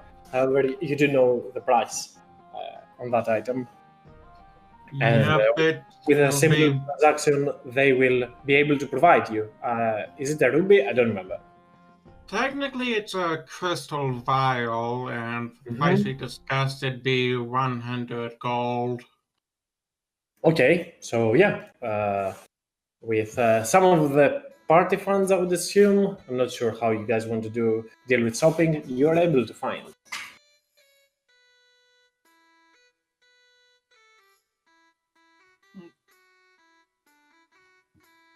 And yes, I believe they are doing that, Adeline. And my purchase I wanted, that is 100 gold out of how much we have right now. I don't know, you can set a part of you're able to edit it even. And you can also do that, what Madeline's saying. So anybody, even if not included right now in the conversation with Talius and Health, you feel free to do so. Talius, so what are you looking for? I'm just looking. I mean, I don't have anything specifically I'm looking for, but I guess I kind of want to see what was up with all that, like the scrolls and the wands and stuff, and also probably sell the gems and the new figurines I got. Okay. Feel free to do that. It's 150 gold coins. It's not that hard. Into the wand shop, you might find a wand set that you are able to use to have different types of wands, and the very basics of wands, like wands of magic missiles and magic detection. The very, very basics of those. Right, okay. Like stuff like that. You can find them for about 300 gold coins if you're looking for any wand in particular. Okay. Browsing around, you might find some shops that have potions and stuff like that. I am not entirely sure on what you will be looking at, so I'm just saying different stuff. I was just perusing. I wasn't looking for any. I was just... Okay. Just so this is more of a scene rather than something that you wish. In any case, if at a later time you wish to transact something like that, let me know. But Talius is going to take his time looking around the city and spot a few shops that spark his eye. However, what really sparked his curiosity is at some point as you move forward, you see something like a stable building, stables building with some horses on the outside that seem quite ruined. As Hearth is doing his transaction, Talius just wanders off, going towards there to look what exists. And in this place, it is where you see a creature that seems quite exotic. as you see. Give me a second. You see this. Wait, just change it. This winged lion standing over there, roaring. As in the stables, they are mostly empty, and there are a couple of red knights outside there talking with a shopkeeper who has a pendant that has the same symbol as the winged creature has on its head, like a tiara. I go over and I cautiously actually walk over because it is a flying lion-looking thing. And I outstretch a hand to see if it's hostile or not. The creature turns and looks towards you as the shopkeeper is currently talking with the guards. You don't really pay much attention to what they're saying. As you go over to the creature, and the creature's head just turns. As you slowly are about to put your hand on its head, it reaches with its claws, grabs your hands, and puts it onto his back, on his wings, as it stands with a proud and very much understandable look on its face. Like it understands your intentions and what you're doing. Beautiful creature. Yeah, the creature has a smirk on its face as it finds that pleasant. It looks around, and it is at this point that the shopkeeper, the stable master, whatever that is, with the same things, and looks at him. Hey, I see you've made a new friend. He goes near to the Felidar and speaks a few words that sound quite exotic to you. These are celestial in general, as he speaks, as the Felidar sprouts its wings and goes up into the sky. As it leaves you astounded for a second. You speak to it, you've met. I can. It understands your tongue as well, but it responds way better in the divine languages. I see. It is. So, you're new to the city, huh? Yeah, me and my friends just arrived today even. Whoa. We only got into the city today. If you were impressed by that, I would reckon that I'm quite sad to say that a terrible thing has recently happened here. You see, these stables were full of flying creatures such as this. Not as exotic as this, but I'm a hippogriff trainer. I was just talking to the Red Knights about a recent steal that came to be in this town. What happened? I don't know what happened, but at night somebody came here and opened the stables and took at least some of these mounts. I am not exactly sure on how many people were involved, but there was a mess. Given the nature of these creatures, many might have just flown off out of scare. That's horrible. And you have no way to track these things at all?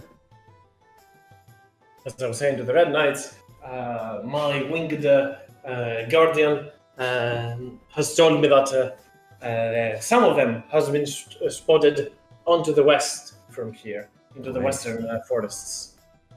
Not too far, huh? He looks back at the Red Knights and turns towards you. You look like adventurers of a kind. If you were to, let's say, make a profit out of it, would you be able to go retrieve? The Red Knights cannot leave their stations that easily. I wouldn't want to put an extra workload on them. They have a lot to do in this city, and they are helping us all. Maybe we can figure it out one another. So me and my friends would definitely be down to do that. It's a little bit of a problem. We're kind of in the middle of something for the next, 2 days. So after that, though, we'd be ready to help. No bother. I see. Well, let me know if you change your mind. And who knows? You might, my winged guardian, might actually allow you to go for the ride. Think so? That would be amazing. Yeah. As Hearth goes out of the shop right now, screaming at Talius, who has gone away with the party loot on himself. Like Hearth cannot pay, as Talius wandered off away. Start yelling. Do I see Hearth actually, or am I Yeah. just okay? Yeah, I'll yell you're over there. to Hearth and I get, hey Hearth, check these out. Come here. Aw. Approaching, you will indeed see the Felidar yourself, though it is currently up in the air. Oh. Material Plane has all kinds of interesting creatures. Sure does. This guy over here he lost quite a few of these the other day. He's asking for us to help him. Said they went out west somewhere. The neighbors said it was a one-person job.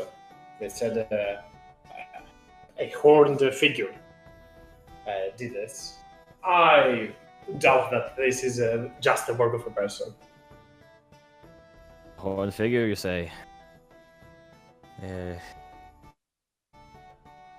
mean, I'll turn the hearts. Like, that could be a chance it's her.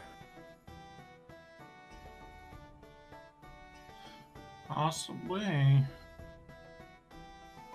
In the meanwhile, go ahead, Hearth. Should we go and tell her?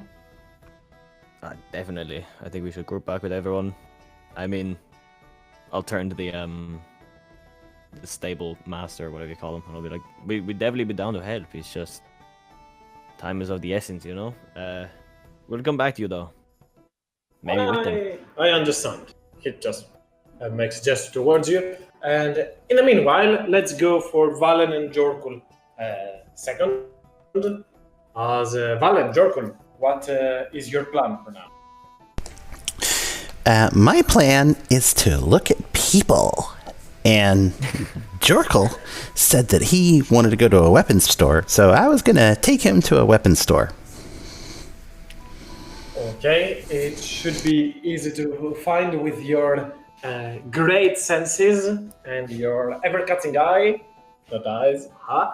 But yeah, you should be able to both escort Jorkul to a weaponsmith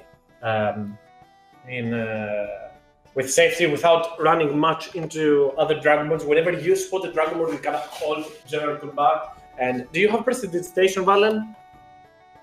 Yes, I believe that I do. Let me verify. Yes, I do. I guess you have already seen Hearth do it, so you mimic somewhat of his spell to numb down his senses whenever you spot a Dragonborn. That would help enough to outrun or not get in the middle with other Dragonborns. Time will pass, and indeed you will find your way down to a weaponsmith. As Jorkul, what are you looking for?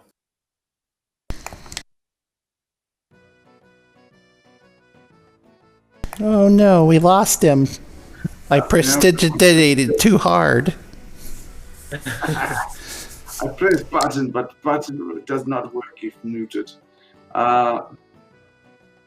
Jorkul, every now and then, just as he starts smelling a bit of bruise, then he gets the hop smell, and he thanks Valen for taking him to the weapons shop. At the weapons shop, he's looking for a two-handed weapon and some javelins. Okay, and roll me. What I wanted you guys roll me. I would like a nature check with advantage. Whoever has the bigger one, either Glorenzen or Valen, either Jorkul or Valen, you can roll me one, and you can add the D4 extra to that. I'm proficient with nature. Jorkul only knows how to eat things. His sense of nature is only as good as, shall we say, his ranger heritage, which is not very good. So maybe Valen should do this. Looks like a 20 total. Okay, though you will be able to find some of those items for Jorkul, you are able to buy whatever you wish in terms of weapons, and you can even make them silver. They have quite a supply of that into the city. Valen, you do spot a very intricate material into the back as you look towards it. And give me a second to give you a better description. You see some mineral that looks like crystal clear in a variety of shades of blue and green. Yep, it's okay. You understand that this is the maritime quartz material, and what these material can actually do. Let me just write it down for you.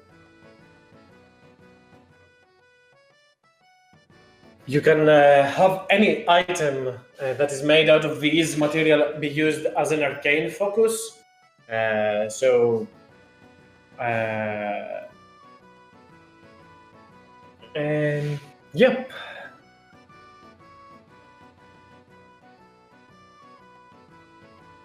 There is enough of that in the shop. If later on somebody of you might wish to do anything with it. This is just information that I'm giving. Right. I will keep that in mind. Of course, I have my own crystal that I use as a focal point for many things, but the maritime quartz looks interesting. I wonder how much it would cost to have such a thing. Yes to that, Talius, and let me just tell you. It pretty much costs 35 gold coins per pound.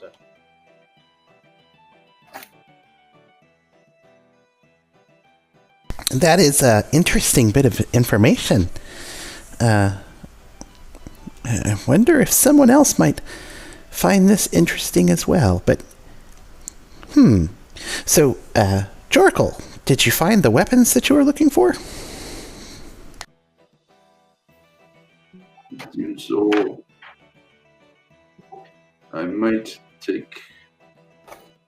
Do you believe it's good to have it as silver?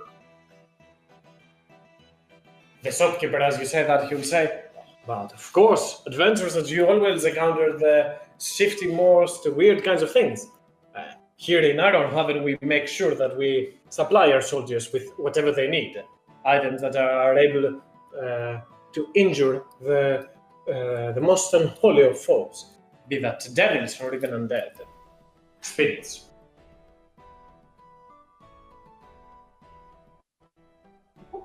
Well, the two-handed weapon and some javelins would be good. Yes, I should. And he takes it to go. He jingles out some gold from some crevice that you rather not know of, and you might probably see the shopkeeper's face a little bit of a disgust look, but gold is gold. Oh, that's quite grim, my friend, but I reckon your coin is worth. Here, let me help you. And he will pretty much pick up the biggest great axe he can find and start heating up some silver so he can put that as an alloy on top of the great axe. Pretty much that's how silver is. It's pretty much an alloy. Okay, so I'll just deduct money off as accordingly of his Jorkul's gold crevices. Yes, he has many crevices, and they're all lined with gold, just in case he gets captured. Mm-hmm. Okay. But yeah, aside of that, as you conclude your transaction, if you ever wish to do anything like that, let me know.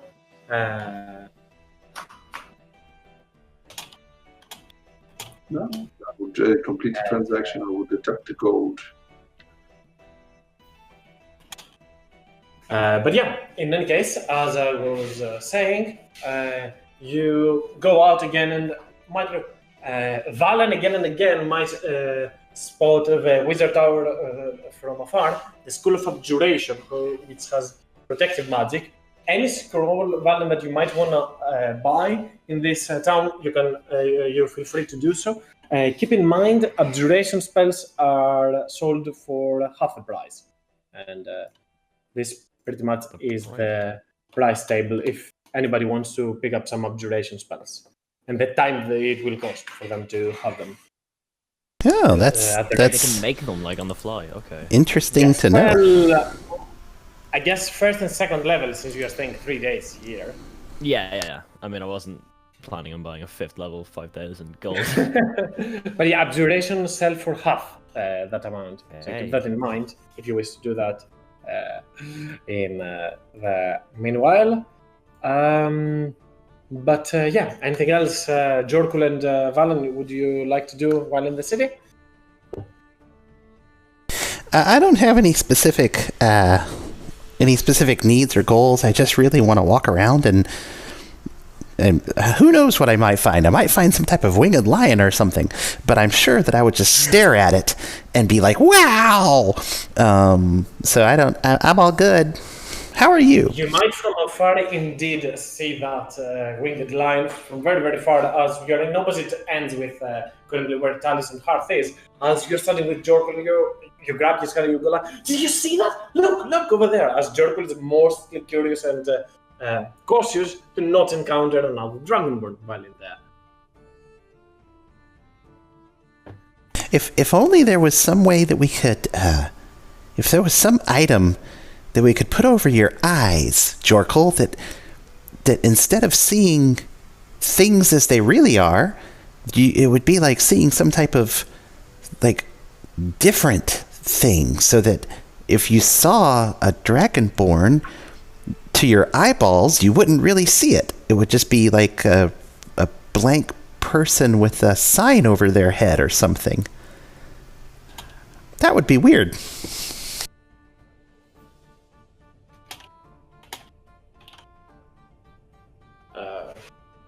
Jorkul just goes, you are weird, Pink One. I don't know how that will help. This thing is not so much. Sight is one part of it. If I merely know that it is in the room, if I hear their voice too close to the mic, it does things to me. It has it takes me back to when I was younger, when I was trained. It is not a good thing. It was a bad thing.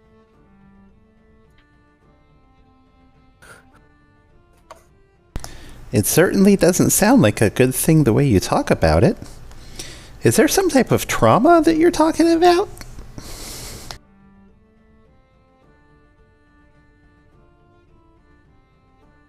You are funny. Trauma is just one part of life. I was molded, broken to be something I did not wish to be, to kill my own. I don't want to speak of it further, Pink One. Let us go. Not a problem. I try to avoid trauma in general, but I won't ask you about it. No worries.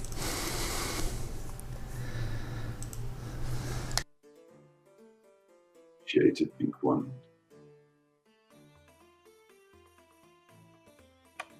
Okay, so let's go towards now to Madeline and Nautilus. I hope they both are back. As from what I heard, I assume they're heading towards Turnuk, back into the city gates. As both of you find your way into the city gates, let me put you on the other map just for extra immersion. With this giant wooden bridge in front of you, Madeline goes, Turnuk, where are you? As you sense that he's getting closer and closer and closer, and Turnuk just jumps out of the water in his toad form with a fist that is bleeding in his mouth. Ah! Oh dear. and she'll get down and immediately like apply 5 points of lay on hands. To the fish. Hey, why did you do that? That was my food. And it turns towards Nautilus. It wasn't a dolphin, was it? Very small dolphin, if it was, and no. Oh, you're not. Oh, thank goodness you're not hurt. Are you holding up all right? I'm fine. What's this about? And Tenno kind of looks toward Nautilus. Let me do an insight. He kind of senses that that something has to do with the, and then just wraps itself around it. Look at that. That's a smile. I was gonna say, do I have any I guess my passive deception's pretty moot. Yeah, I mean it's more for fun and flavor rather than important. Well, all right, Turnok. I'm going to level with you here. I don't want to take it. I want to see if you maybe want to trade for it. What would make Turnok more powerful than this big one? Very big. And he kind of gets somewhat disappointed right now. Very big. But a handy gem. No, this is worth too much. What do you offer? Well, unfortunately, I don't think I can buy you off with gold. Well, as long as you don't lose it, I do have this. And I'll take out my Stone of Luck. What do you think about that, Turnok? Didn't Talis take the Stone of Good Luck, or am I mistaken? No, I think I have it. Nautilus took it. I remember we flipped a coin for it and Nautilus got it. We flipped a roll. Okay, that's kind of weird now, because you know what? I'm gonna go level with all of you. It was a Stone of Ill Luck, which says this thing, and I was applying -1 to Talis rolls, all -2 pretty much, because he rolls all that time now.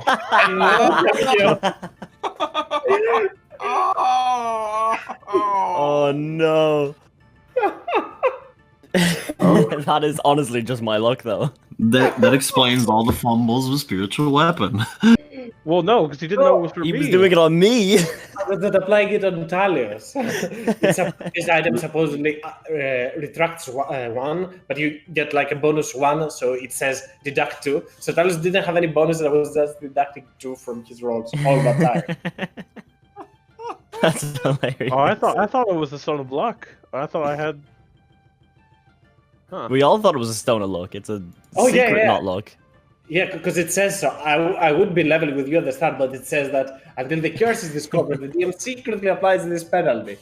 So I was like, What did we learn? What did we learn today, kids? Take identify. Yeah, true. That's hilarious. Yeah, okay. So the Turnip will take a good look at that. She's not the most bright.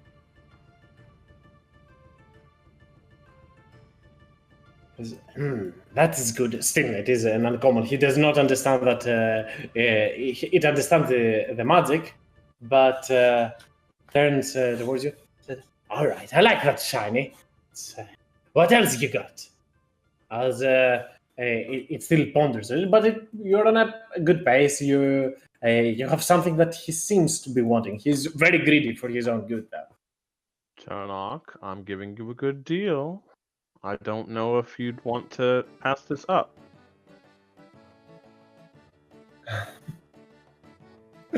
I literally, my inventory is bare. I have nothing. I mean, okay. I have a spyglass, but I would die before giving that to him. Yeah. I've got nothing either. I guess you all go to the earworm as well that you haven't used. Yeah, there is that. Items. Do we want to give Turnock the earworm? Could you imagine the Turnock with dissonant whispers all times? Yeah, that's what I was thinking about. But you know what? Rolls are rolls. Make me a persuasion check for your stone. You do not know that it's a bad stone, so sure. Let's see if Tenno gets to be cursed. I believe you can add a D4 to that. Oh, you might need a D4. Shit. Because one of them Well, is I know rare. I can't win, right? Oh yeah, I you can't- can win. Even with a +4, you cannot win. He has a stone of good luck. I don't. No, I don't. know. That's also 15, that's not a 16 now. I'll roll it. I mean, I can't. Yeah, that's not. I wouldn't even reach it. Maybe I give you that, but you give me the next item that you get. How does that sound? With a greedy little voice and sparkling eyes, says Tenno. And I'll look at him, dead in the eyes, and I'll say, "So let me get this straight. You want the next item I get, right?" He kind of starts thinking like, maybe is he trying to scam me? Or wondering, trying to be as insightful again? The next magical item. Ha! I got you! Deal. Okay, and he will take this. Now you give Nautilus a Vorpal sword. I don't give a shit about a Vorpal sword. And He can't even carry that, I bet. you got an item that is quite powerful, as you do get the Amulet of Health. Oh, That's why I wanted to check him. damn. So, Ion.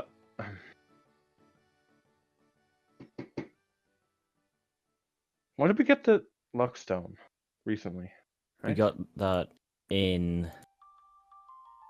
Oh, where was End it? of The Eni? fall with the cultists. Yeah, it was at the very end of it. It was in the it was like in the mouth of like a rock, and we grabbed that, and then we went in and we fought the cultists.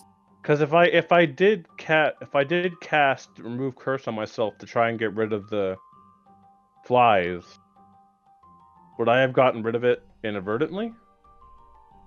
You tried remove curse. You used it before you got the stone. The stone you got right before the last battle of the first arc. All right.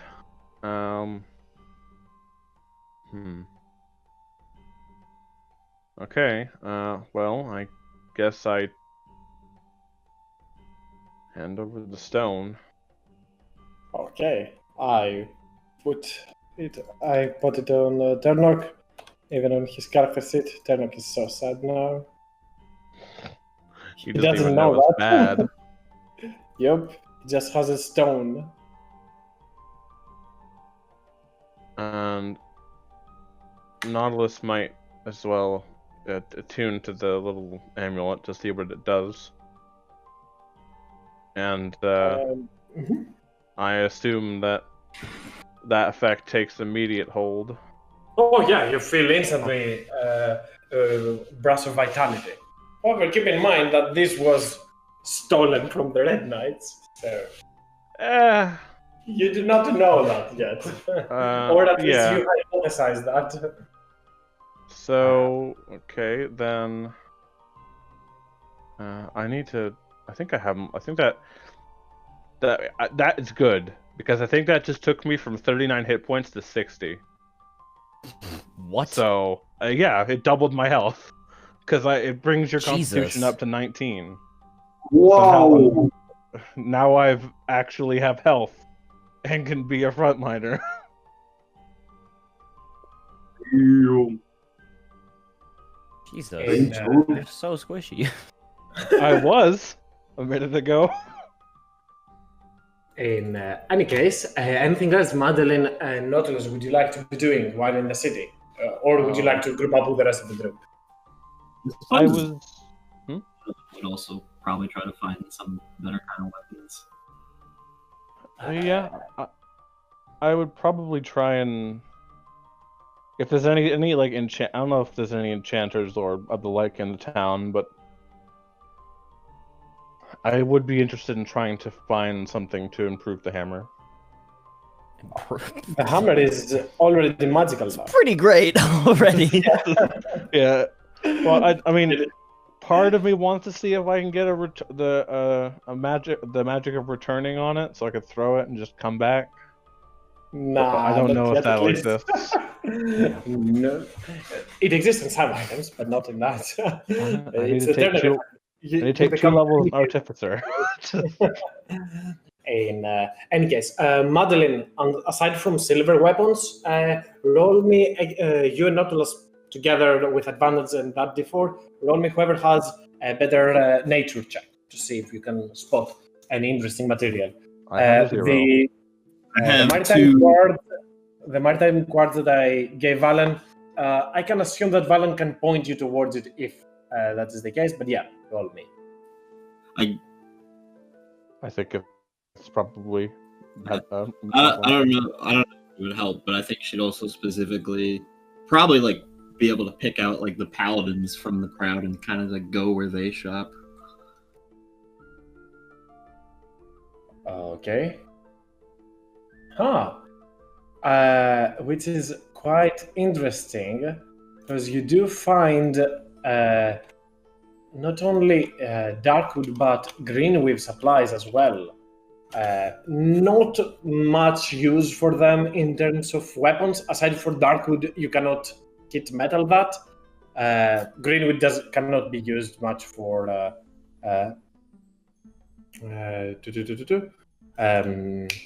what I was talking about. Darkwood doesn't give any bonus to weapons, and Greenweave does not do that as well. However, Greenweave gives you advantages on stealth while in natural terrains. Darkwood makes everything weight half the amount.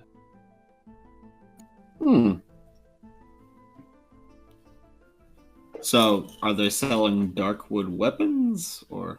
You can find both Darkwood weapons and armor. Like there are bronze plates of armor that you can put. Instead of doing like a full shopping spree right there, keep that information. And if anybody is interested in any of those materials, we can do it like retroactively after the session. Don't expect much more time than that. Just keep in mind that Darkwood pretty much weighs half. It suffers no disadvantage from not being metallic, and only the advantages pretty much. So Soaking Grasp against you doesn't get advantage, you cannot hit metal, that stuff like that. And it hit metal immune, correct. And you also have half the weight pretty much. So if you get a plate like that, you can you don't have to worry much about encumbrance. But yeah, that is all that I can give you as your shopping spree continues. And back into town as all of you rejoin forces back onto the broken shield where I'll greet you again. And there's a bard playing some music. But first, everybody's around with some people having many gems in order to reduce coin weight, others with brand new weapons. And Talius with a look of excitement on his face as he came close and personal with a Felidar.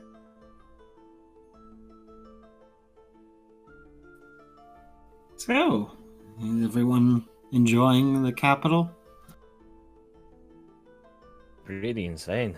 You should have seen that flying thing, that big lion. Oh, it's very beautiful. Oh, I'll relay the whole to the west. Getting them, saving the thing, because I've already said it like 3 times now.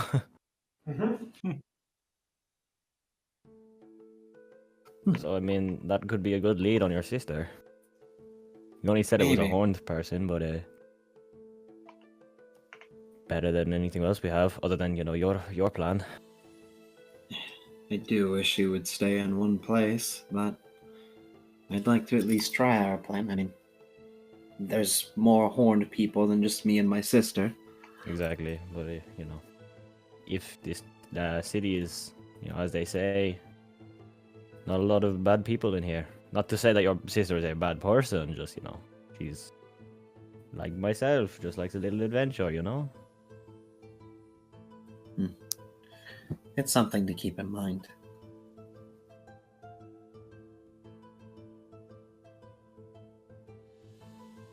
Well, how about everyone else? How'd your day go?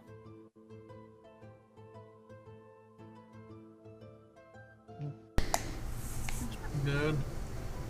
Not what I needed. Just need to gather up a little more magical power before I can start putting my plan into effect. Your plan? It'll be helpful. And I won't be as lonely. I'll just leave it at that.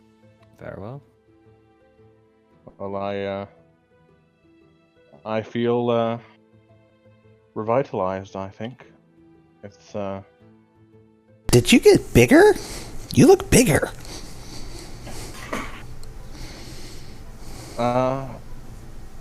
I'm almost tempted to say that putting on the necklace gave me the Captain America treatment, but it's not strength. it's just con. So I guess I look tougher. He gave you the Hulk treatment. You missed it. We found a buffet and he just could not stop eating. The Talia. The barbarian is very jealous of your present. Oh, Telius, I would be. I think I'd be down for a drinking contest now. Do you think so, huh? So you can go with me? I found some really interesting quartz. It was maritime quartz, almost like maybe it was related to the ocean or something. But it was really interesting. It was really pretty. It shined in sort of blue and green. It reminded me of you guys, Nautilus and Talius, a little bit. But who knows? It seemed to have some type of magical effect, but I don't think I could use it. Also, have you guys seen the prices for scrolls around here? You can have magic scrolls just made up, like on the spot. I mean, it takes a day, Cool, yeah. but it's pretty neat. Not the most. I'm not too excited about the scrolls myself, but the maritime quartz is interesting. Is that something to do with the sea? Is that anything that I would recognize? Yeah, I'm pretty sure I wrote that earlier on that. Oh wait, I have it. Pretty much, it's found on oceans and stuff like that. Oh, okay.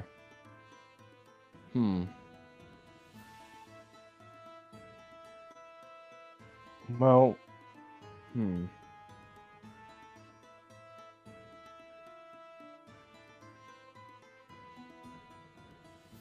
Well, that would be interesting. I believe that I already have. I don't think I need it at the moment. My hammer and shield already can be used as a focus from my spells. So I don't know if it would be too much of an upgrade, but maybe Talius could. I like to keep a free hand out while I'm fighting, you know? I think one of my feet. Doesn't it? Wouldn't it mean that he can? Does he still need the free hand, or? I thought it sounds like it's basically a warcaster. No. Pretty much it is. But however, Talius already fights with one hand and the other hand is free, so he hasn't had much. Yeah, it won't do much, a whole bunch to me. I could use a shield, but it's not really my style. Well, yes. It would be interesting to run across it, but I think my hammer is pretty. Is already quite potent. That's lead on the hippogriffs is interesting. I mean, actually, how did he say it would take like a day to do, or is it kind of up in the air how long it would be? For which one? The For a craft or on a weapon? no, for the hippogriffs or the lion guys who went missing. Oh, Like just relatively, would that be like a day's work or like yeah, like something a like couple that. Pretty much. Okay. It will take you a day. All right. You can start first thing tomorrow and be done with it, or first thing the next Yeah. day. Well, I mean, Madeline, when do you want to get that done with the message spell? Madeline is concentrating on something right now. Oh, my bad. Guess I lost that. When she's done concentrating. Concentrating really hard. No.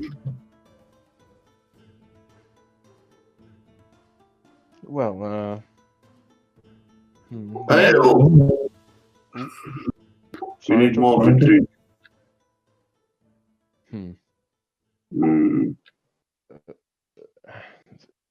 The only other thing I was thinking of, maybe, and I say this with quietly.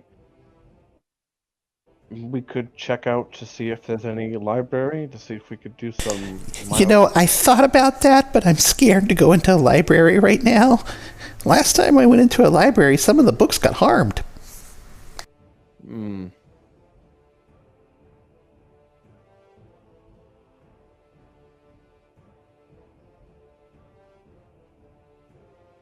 I mean, they were just sitting there being innocent books, and suddenly there were scratches on the covers.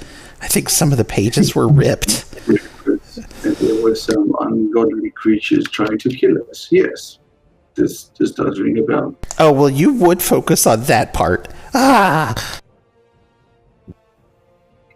Pink One, you are sometimes confusing.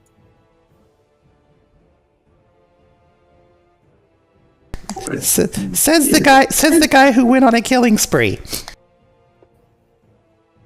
Technically, I did not kill any of them. Well, you killed some of my feelings. Those will,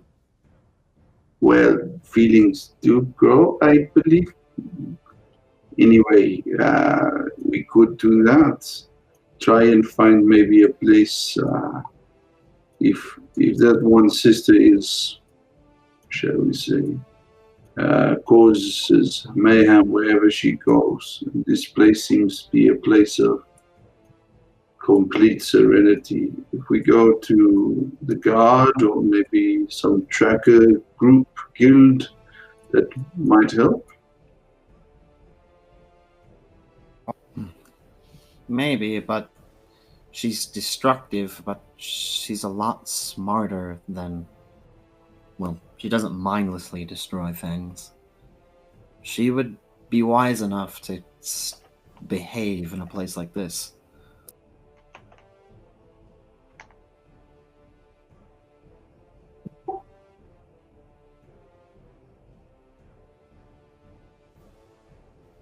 Regardless, Tallius, you mentioned something about hippogriffs? Just so we know, are they actually hippogriffs? I don't know. I don't know the proper name for them. Griffins. And griffins, yeah. Well, yeah, they went missing. The guy who runs the stables for them, they got stolen, and they went off west. It should only take a day to track them down and maybe bring them back. He said to give us a reward. If we have free time, we always could. Just keep in mind, we'd have to make it back inside the gates before midnight, or at least before they shut. That too. It is up to you if you would like to go ahead. I mean, we could also fly in the backs of them, and they'd bring us right over the walls. I don't know how the... Besides, my sister's tricky. I know I'm not the toughest around, but she's a lot tougher than me, always has been. And I think it's safe to say she's still a lot tougher than me. So, we might want to be ready just in case she tries anything. And I mean, it was only you and her before, now you have all of us with you. They got your back. Hopefully. Thank you.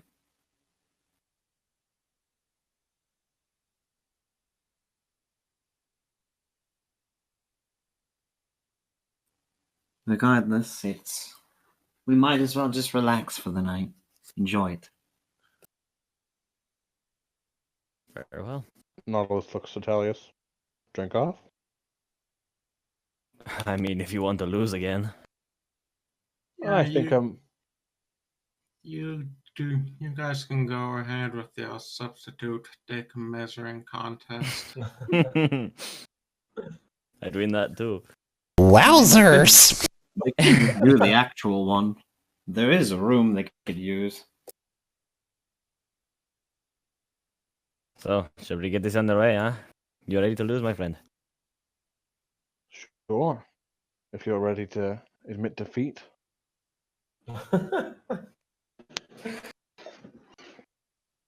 Alright, I guess. We have a drinking contest while everyone else sleeps or does whatever they're doing. I mean, it pretty much goes after 4 drinks, not 4, sorry, 5 drinks Nautilus, then he needs to make con saves. For you, Talus, I believe you have a +3 con, so that would mean who, maybe? +2. And that's with advantage or bless or whatever too. Oh yeah, remember that Fuck. Nautilus has an extra D4. I'm going to get destroyed.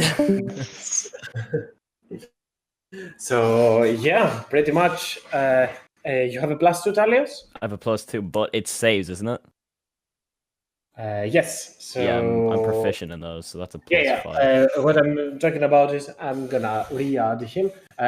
What I'm saying is that Nautilus is probably gonna be able to withstand at least 2 more drinks before he starts rolling. So you need to make 2 con saves before he starts rolling as well. Yep.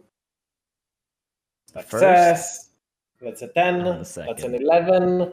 Now, for Nautilus, this is 10. For you, it's 12. Let's go to war, boys. All right, you go first.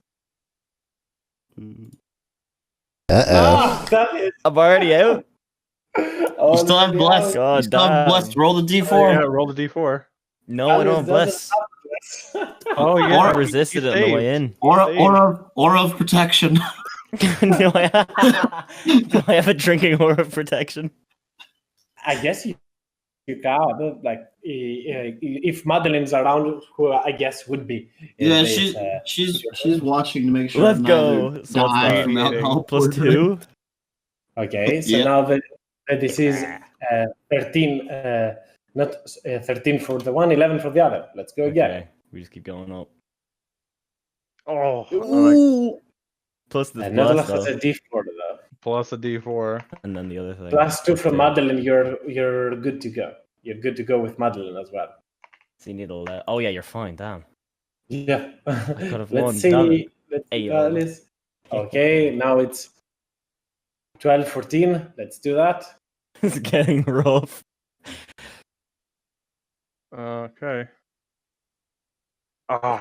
Whoa! That's +2. With a +2, you need you're a a 10. roll of 2. You need a 2 on the D4 or more. Oh! Yeah. Come on. Okay, I'm still in this. Let's see. So I'll roll again, eh? Yeah. Ooh. Okay. You're good. You're still good up there. well. 17, 18. Let's go. No, 14. Talius is slamming him fast. He's ready.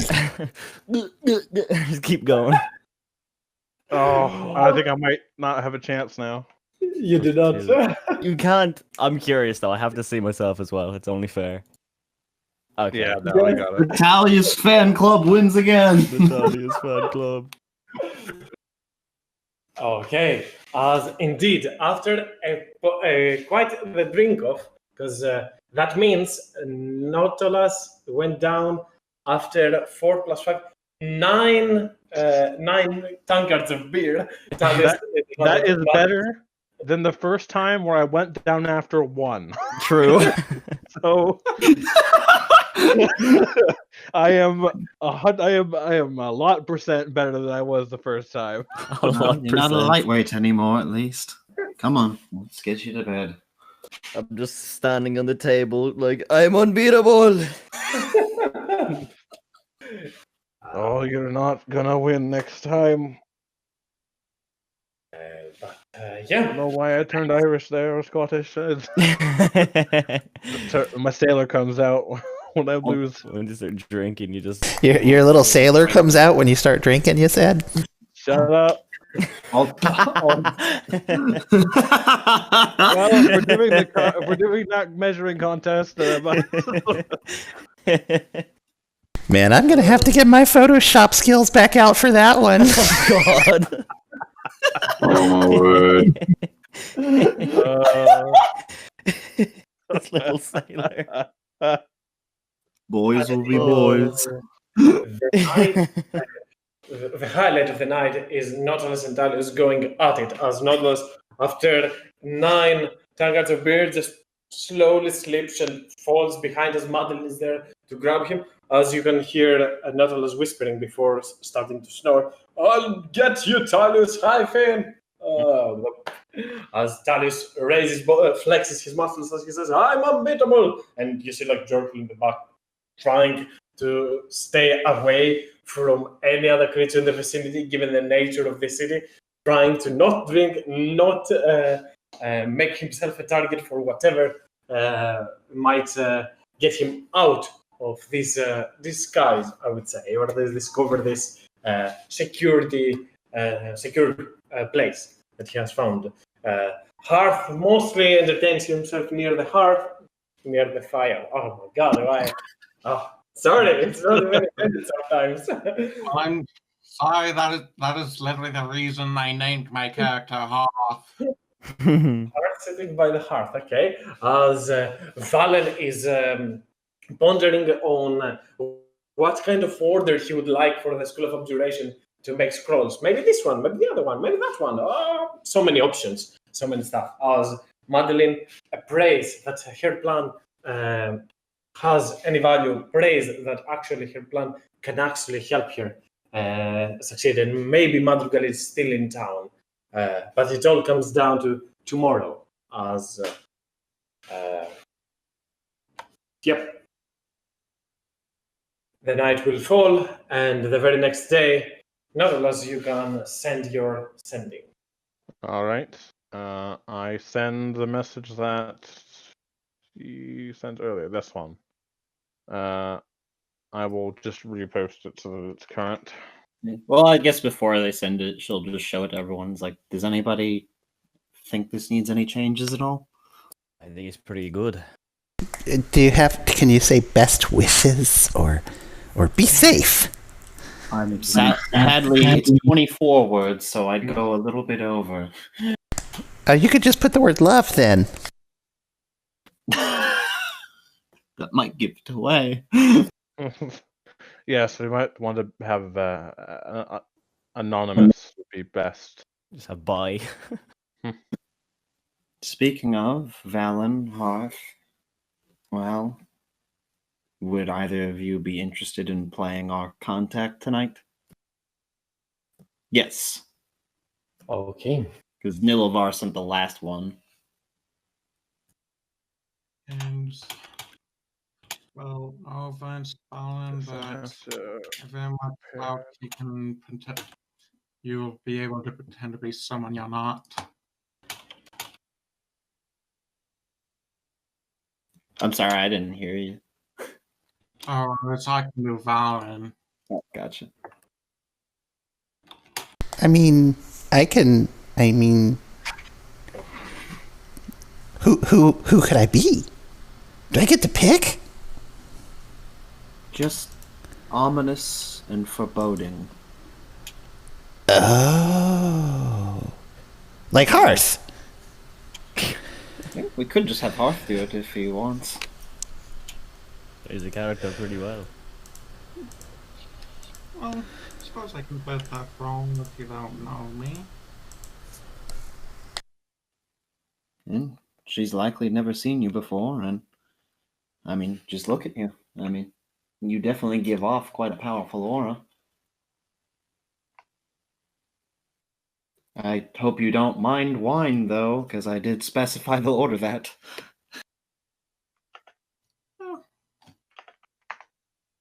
No. Yeah, I'll be able to manage. I've heard of a thing called fire wine. Maybe that could work. Maybe. Is it made of actual fire? Please tell me it's made of actual fire. I don't know. Well, perfect way to find out. How do you do the image thing? Onto the in look on it? How do you do it? I want to know. I need to post something immediately. We don't want to see your little sailor. That was last night. Shut up, Alan. I actually have no idea how to put it in. Oh, why don't you just punch the kid in the face? Me. He's kidding.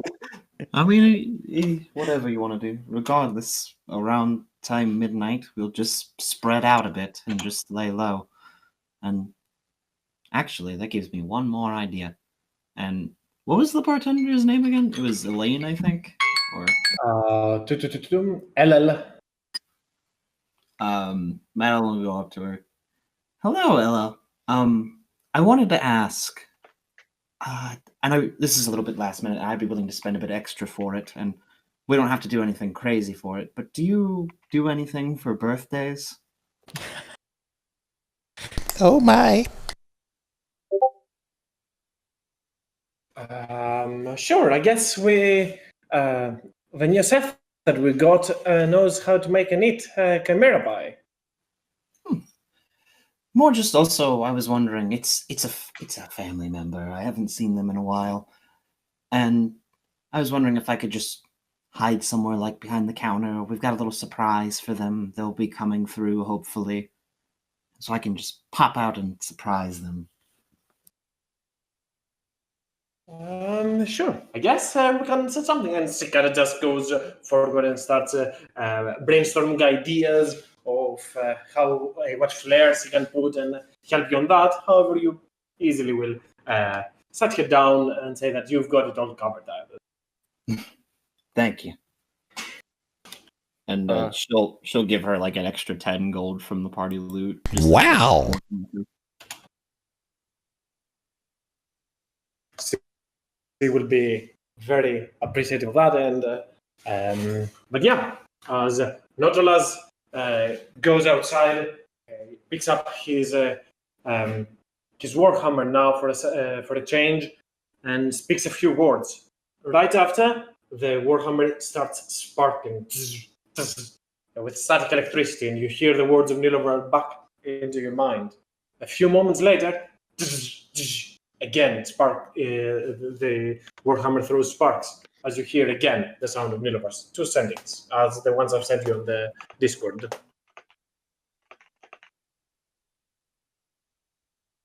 I didn't set it to vibrate. No.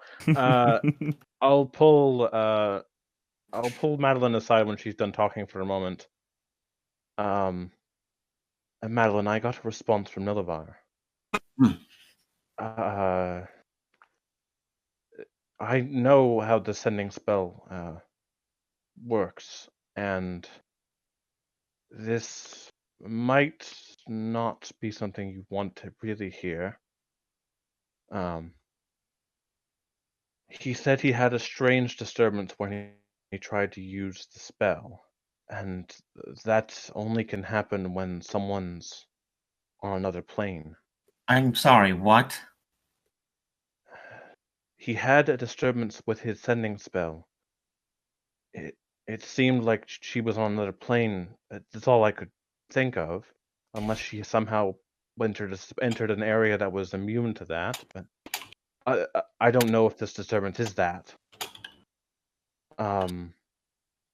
He did manage to make contact, but she didn't reply the second time. So the first time he tried it, maybe she was in a different plane, and maybe she is now. that's how I know that the spell works, but she's definitely not in the city. She's somewhere else. She could be on any plane. And I don't think I think I might have a guess at what plane she might be on. But it's just a theory.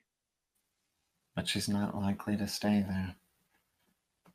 Well, if she was looking to summon things from, or summon fiends or conjure beings, right?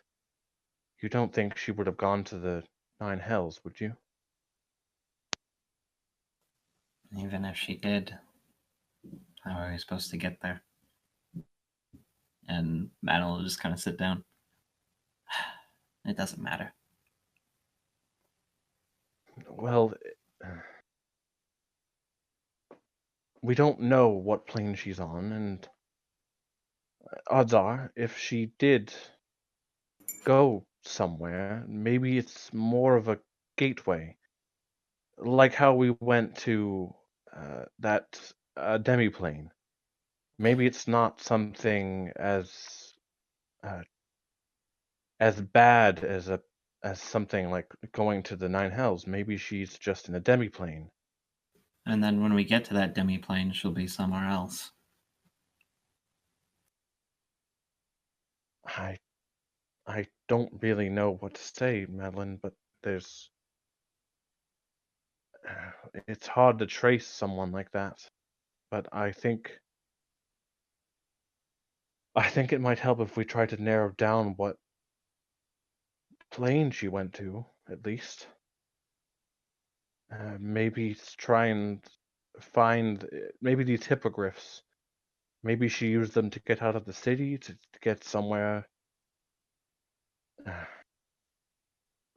Get somewhere to cast this spell, or I don't know. I just don't give up hope, Madeline. I know it might be tempting, but we're here to help you, and I'm sure that, well, if we find a way to follow your sister to another plane, I guess that means we'll find a way to take Hearth home, right? I suppose. Let's take care of those griffins and maybe shift focus. Your mother is likely staying in one place at least. And she'll just kind of stand up. I'm sorry for dragging you all here for nothing. But let's go take care of the business that has to be taken care of here. Well, that's nonsense. You didn't drag us here for nothing. First off, we're here to help. Second off, have you seen this place? It is pretty nice. I would owe you a favor just for bringing me here for nothing else but to look at it. I mean, I'm not saying I owe you a favor, but I would owe you a favor. But wait a minute. It would be nice if there is a little less dragonborn around, but this is a nice place overall. Maybe if there were some places to, better places to drink, maybe. But yes, it's, and as long as she walks with the one who I'm looking for, you shall have my axe, at least until I die.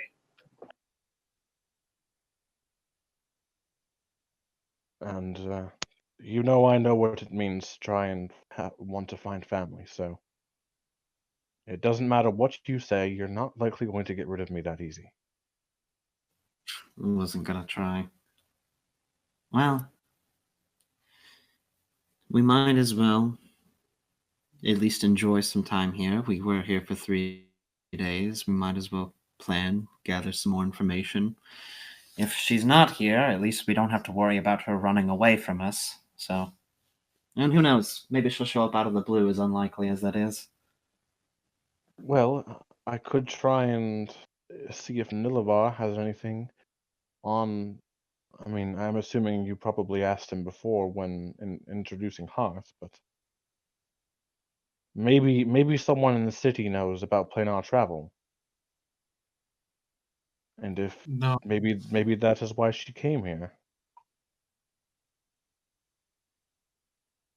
mean, yeah, there's got to be a reason she's here. That's true. Maybe we can find someone that'll tell us that. The king? How about we just go see the king?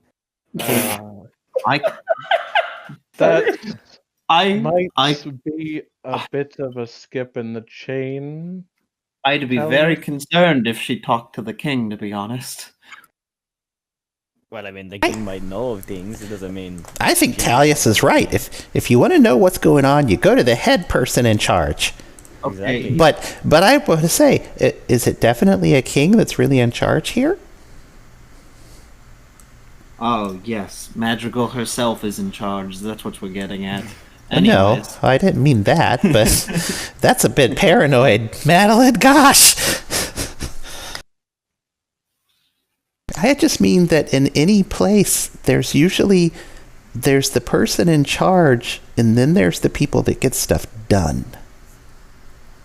True. Oh, that was surprisingly insightful, Fallen. Oh, thank you. Wait, why is it wait? Thank you. Wait. Thank you. Well, regardless, Nautilus, if you could please, perhaps Mr. Nilovar can point us in the right direction. And like you said, if we can figure out someone who knows planar travel, that's 2 birds with 1 stone, and that helps us find a way for Arth to get home. Right. So I don't know if I've passed the window for me to try and get a free sending back to Nilovar because he sent me one. I believe you have to reply immediately. Damn it. I mean, a second, third level spell slot wouldn't be much of a problem, I guess. My spell slots. All right. Well, yes. Well, I can try and contact Nilovar if there's anything you'd specifically like to ask. Perhaps giving me another one if you'd like. I could ask him, but you might have more specific wants now that we know what we know. Let me write it down real quick. Hmm.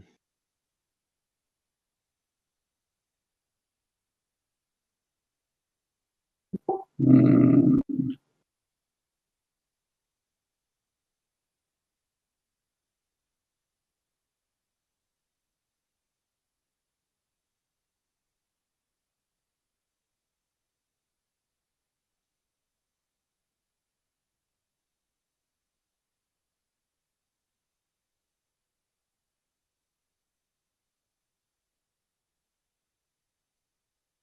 Everybody hanging on to see the words that come out of Madeline, I guess. I was wondering. I looked at my connection. Did I drop? Crap. Tell my sister she's a bitch. I can just imagine, like, after Nautilus saying that, everyone's just staring at Madeline. Silence intensifies.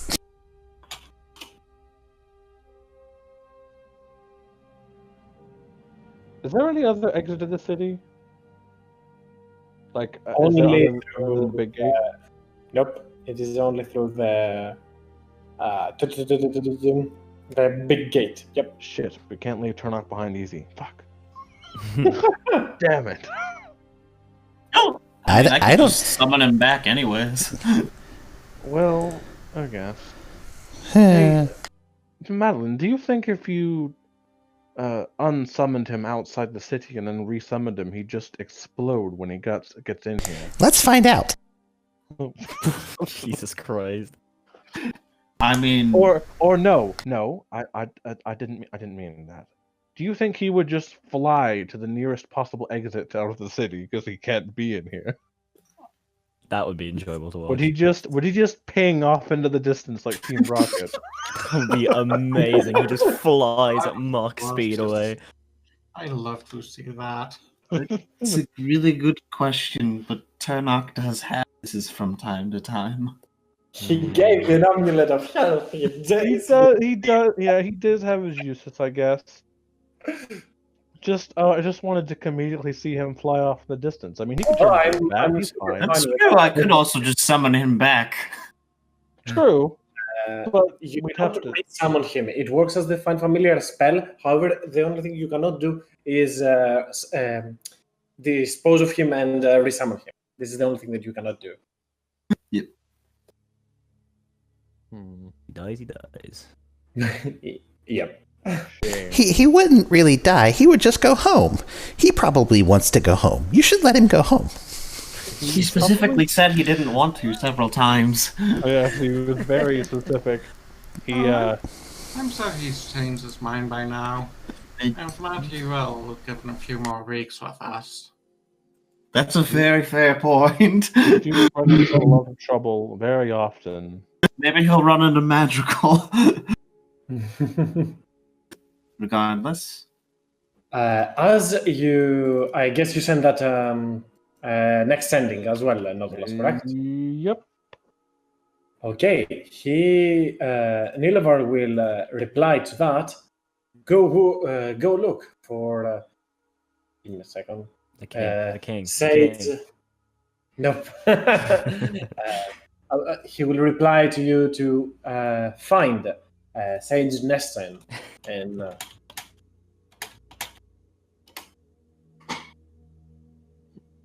He will know where to guide you. He will be of assist, something like that.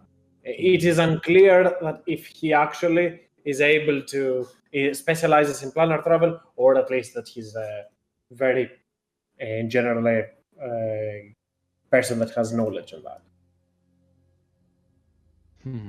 All right. So Nilavar said to look for a sage Nestane in Well? the Tower of Wizards. I suppose we could go have a walk. Let me guess ask so. Elo real quick. And Madeline will just go try to find out where the Tower of Wizards is. Yeah, the School of Abjuration, Valen knows where it is, because pretty much it's the place where they make the scrolls, and he got note of that earlier. Gotcha. But, yeah, I assume you wish to go there, or now or later on. Anything else you wish to take care before that? Guess we can go now and then do the. Keep forgetting the name. The not hippogriff. Yep. Not, Okay. They're not hippogriffs. We can do this tomorrow. It's funny.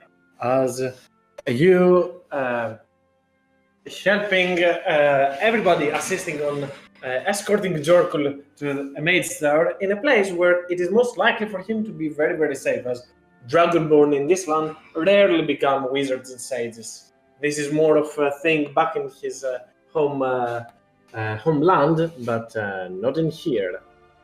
No, I wouldn't do God, that. please no. But that would be a fucking amazing idea.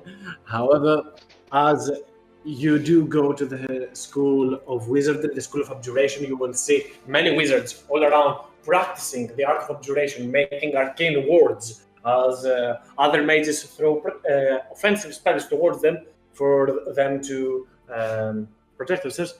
You will ask and get in contact with Sage Neston, a dwarf, a very old dwarf, might as well add, with a big scratch on his forehead as he stands in front of you. Oh yes, I was said to that you guys, that you fine people were looking for me. What is this all about? I take it Nilavar spoke of us. That was very kind of him. Give me a moment. He did not. Nilavar did not speak of him. Some people in the School of Abjuration told him that some people are looking for him. My bad. My bad. I just read that wrong. Yeah. Well, we're good friends with Nilavar of Cinderfall, if that gives us any kind of levity to speak with you. Oh, Nilavar, where is that half of these days? Has his hair turned any more white than mine? I reckon that he's way older than me right now. It's pretty close. He actually ran into a bit of a situation. We had to help him out for a while, so we're on pretty good terms with him. Oh, Um, did he? out of curiosity. Give me a Oh, second. sorry. Did he? Did he? Nilva was in trouble. Was Nilva in trouble? Is he okay now? He was at one point. He was poisoned. We found a cure for him, and he's doing perfectly fine now. It is good to Though know. Cinderfall, It is good to know that my dear friend is alive. Of course, if that wasn't the case, I guess I would have outlived that little half elf and have won our bet. Come, come to my office. We can talk there.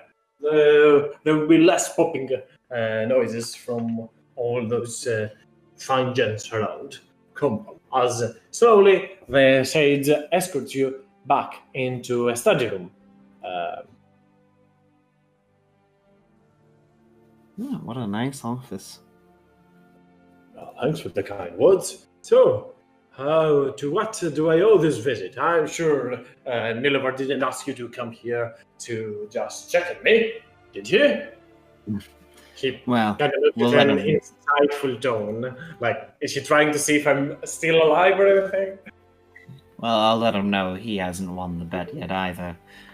But I know you probably see a lot of visitors, but I don't suppose you've gotten one in the past few weeks or days even that looks kind of like me. Oh, you mean... he kind of pauses for a second, unsure of what you mean by that. As if we could pass off as relatives. Oh, I would not know of someone like that. I'm sorry, dear, I have a lot of students here. A lot of people come into this tower asking for help. To what is this? What reason? What kind of help would that person need? Well, she's my sister, and she's looking into summoning and I believe planar travel. I don't know if those are your areas of expertise, but well, we asked Nilivar anybody she might have spoken to, and he suggested you. Or at least how one would go about planar travel. Oh, well, now that you say that, I remember there was a person that came here the other day and was very much determined into finding a master conjurer in this town. Well, we obviously told her. Now I get it. She was a sister of yours or something. I'm sorry, I did not get to meet her, but she was quite loud and would not get much no for the night. She did later on eventually fold, but she really wanted to see if there's anyone here, in her words, worth its salt. Of course, it was kind of rough and rude. We do not get many visitors as such in Ironhaven. Certainly, you do not look at all alike her. I mean, you do not sound like her. You seem to have manners. Well, that's definitely her, at least. Hard to believe we just missed her. But did she? Go ahead. Sorry, did she say where she might be going next, or give any indication? Since it sounds like she wasn't able to find what she was looking for here. I'm not sure if she. No one in here specializes in planar travel. There is no. I do not assume there is. There are very rare and quite uncommon ways to travel to other planes without the help of a conjurer, and I do thoroughly doubt that she will have made it. I guess I would probably imagine she will be out there making a fuss in another wizard tower or something alike. Perhaps, but if there's one thing I have to give her, she's capable. Nilivar recently tried to contact her, and he received interference, as if she might have been on another plane. As you say that, he stops, halts, and second guess looks towards you. Yes, sure about that. Nautilus will pipe up. Yes, he said there was interference with the sending spell. I know how it works myself, and, well, I assumed it was either she went onto another plane or was in a demi-plane, but knowing her goals, I think she might have somehow managed to get to another plane. We were wondering if maybe you know who could do that, or at least something that could do that. He will take a pause and take a good look at you, looking at everyone around you. I believe I have something in mind, but and you see he seems quite reluctant to reveal that piece of advice as he's looking, gazing, trying to incite the whole lot of you. I'm gonna roll an insight to him. He seems unable to kind of read you right now. I says, "Give me a moment. Close that door, will you?" As you close the door, the first thing he does is cast an arcane lock with the back of his hand. And you can hear the lock becomes the door becomes locked instantly as magic surrounds it. Then he starts casting another spell right away, just to make sure we are not overheard. Valen, with your celestial sight, we are able to identify that these all are abjuration magic and spells, as he casts one after the other all around to make sure that you know were to be seen. Though Valen, also make me an Arcana check. I can do that. I am proficient in that, actually. Oh, crap. 13. 13. I thought it was a 12. 13 actually is enough. You see the traces of somewhere nearby of a magic circle. This person seems to have cast it at least once. Though, as an abjurer that he is. Just so that as well. But after he makes all this, he quickly picks up a book and says, "There are rumors in this town, but many of them have a reason. True." He drops down a book, an extremely large tome, dusts it off, opens it. It strikes at the other side, and he starts flipping pages. Over the years, many adventurers have come to Ironhaven seeking the blessing of the Yellow God. Most of them are flavor stuff. Talius, he did that so you're not overhead. The magic circle is something that Valen notices in the background. Yeah. As he says, as he continues, and if someone was looking to prove himself in the eyes of such a deity, become a champion or whatnot, he might come across and look for a certain place, a vault of some sorts, a treasury, a grand library. It becomes it fades as to what is the nature of this as he continues flipping through the pages. However, they say that those who go over there, they face some sort of a challenge, and some of them never come back, banished into the elemental planes. Hearth seems to perk up at that mention.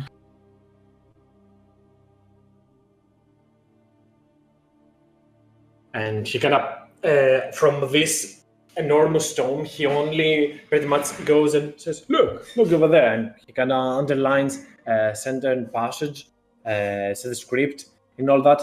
It doesn't say much. Right now, it doesn't really help.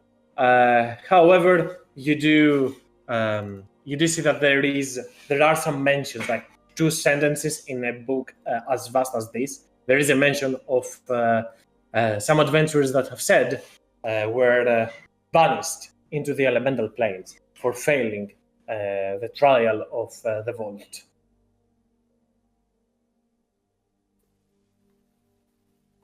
How long is this list? This list, you mean? There's only 2 lines in. Pretty much, this is a unearthed history and Ironhaven chapter, something like that.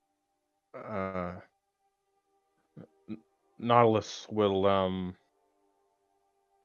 look to his hammer and shield in it for a second, but say, and then look to Madeline. Madeline, this might have just turned from a find or a searching for your sister to rescuing her.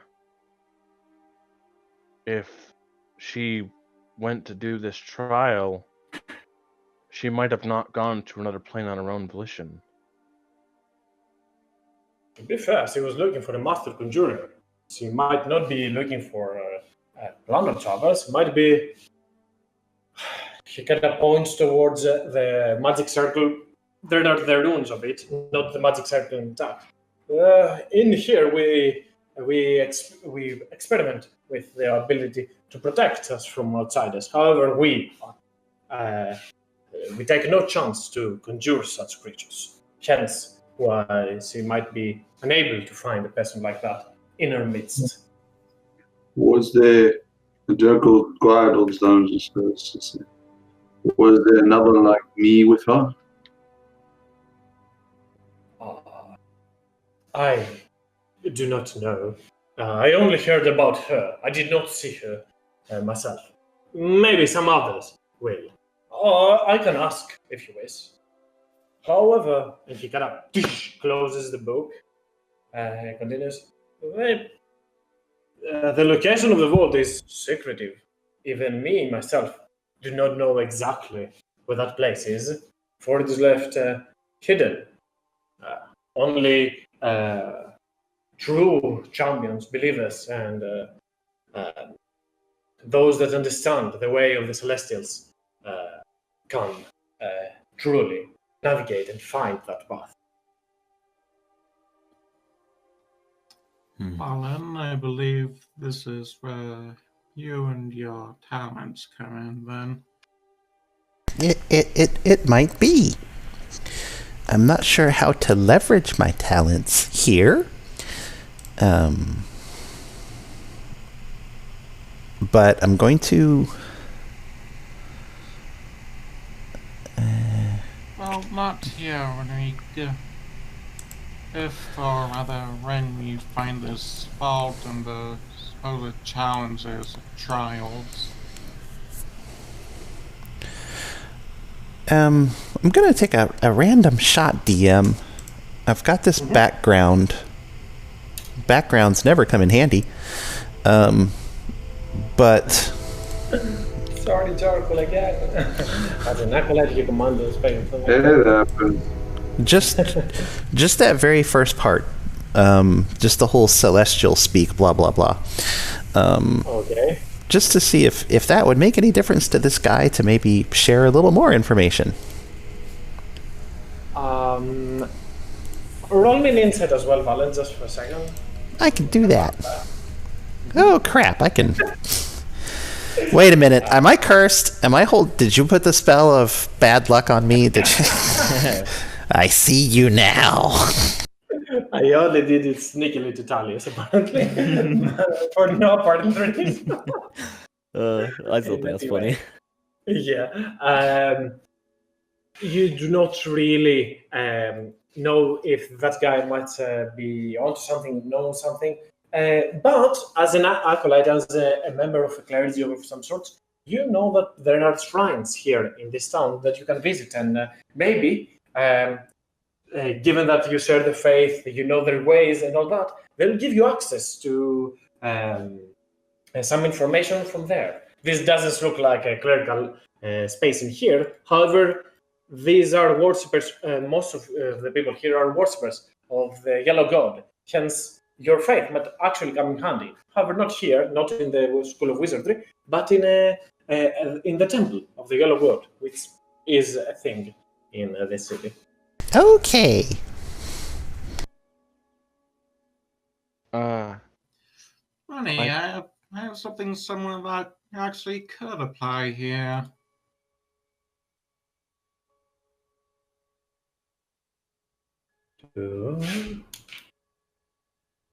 Scholars, okay.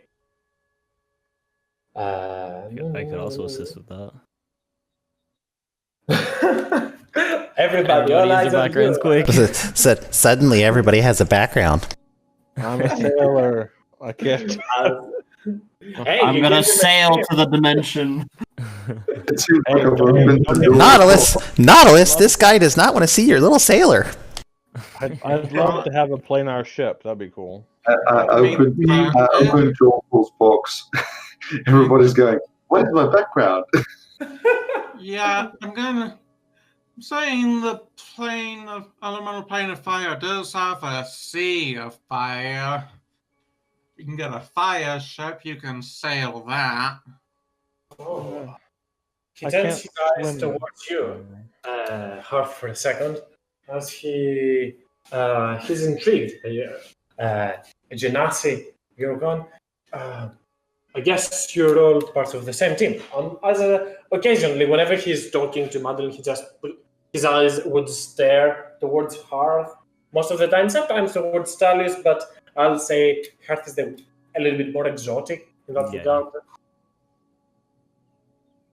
I have tomorrow morning, I have work extremely early, so I might just be shooting off. Just have Jerkle will be continuing with his bag over his head routine for the near future, and I look forward to playing with the rest of you next week. Okay, we shall call it off in 5 minutes from now if you want to take. Very well, I shall stay for 5 more minutes. Jerkle shall have his. No, Joke will just be yes. Cool. Mm-hmm.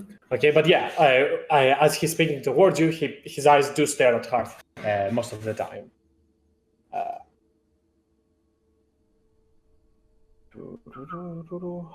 I don't know what you guys want to do from now on after speaking with the sage. If you want to ask him something else, it seems like Hearth has piqued his interest.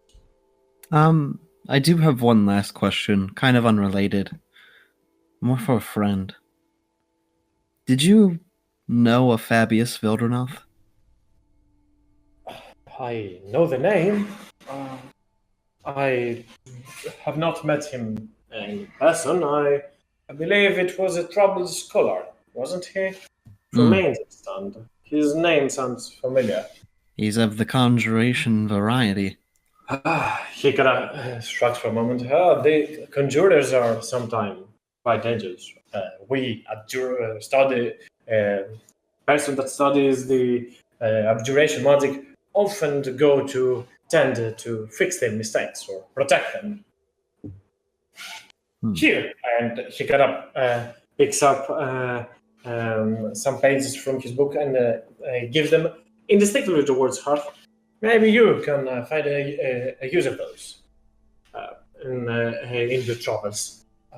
You're friends of Nilabar, and whatever you're trying to do, it seems that it has somewhat of a good cause. That is a scroll of magic circle, and that's pretty much it.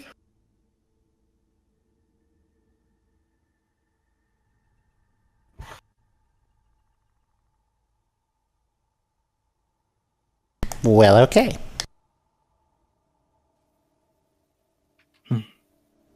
Okay, give me a moment here, trying to double check on something.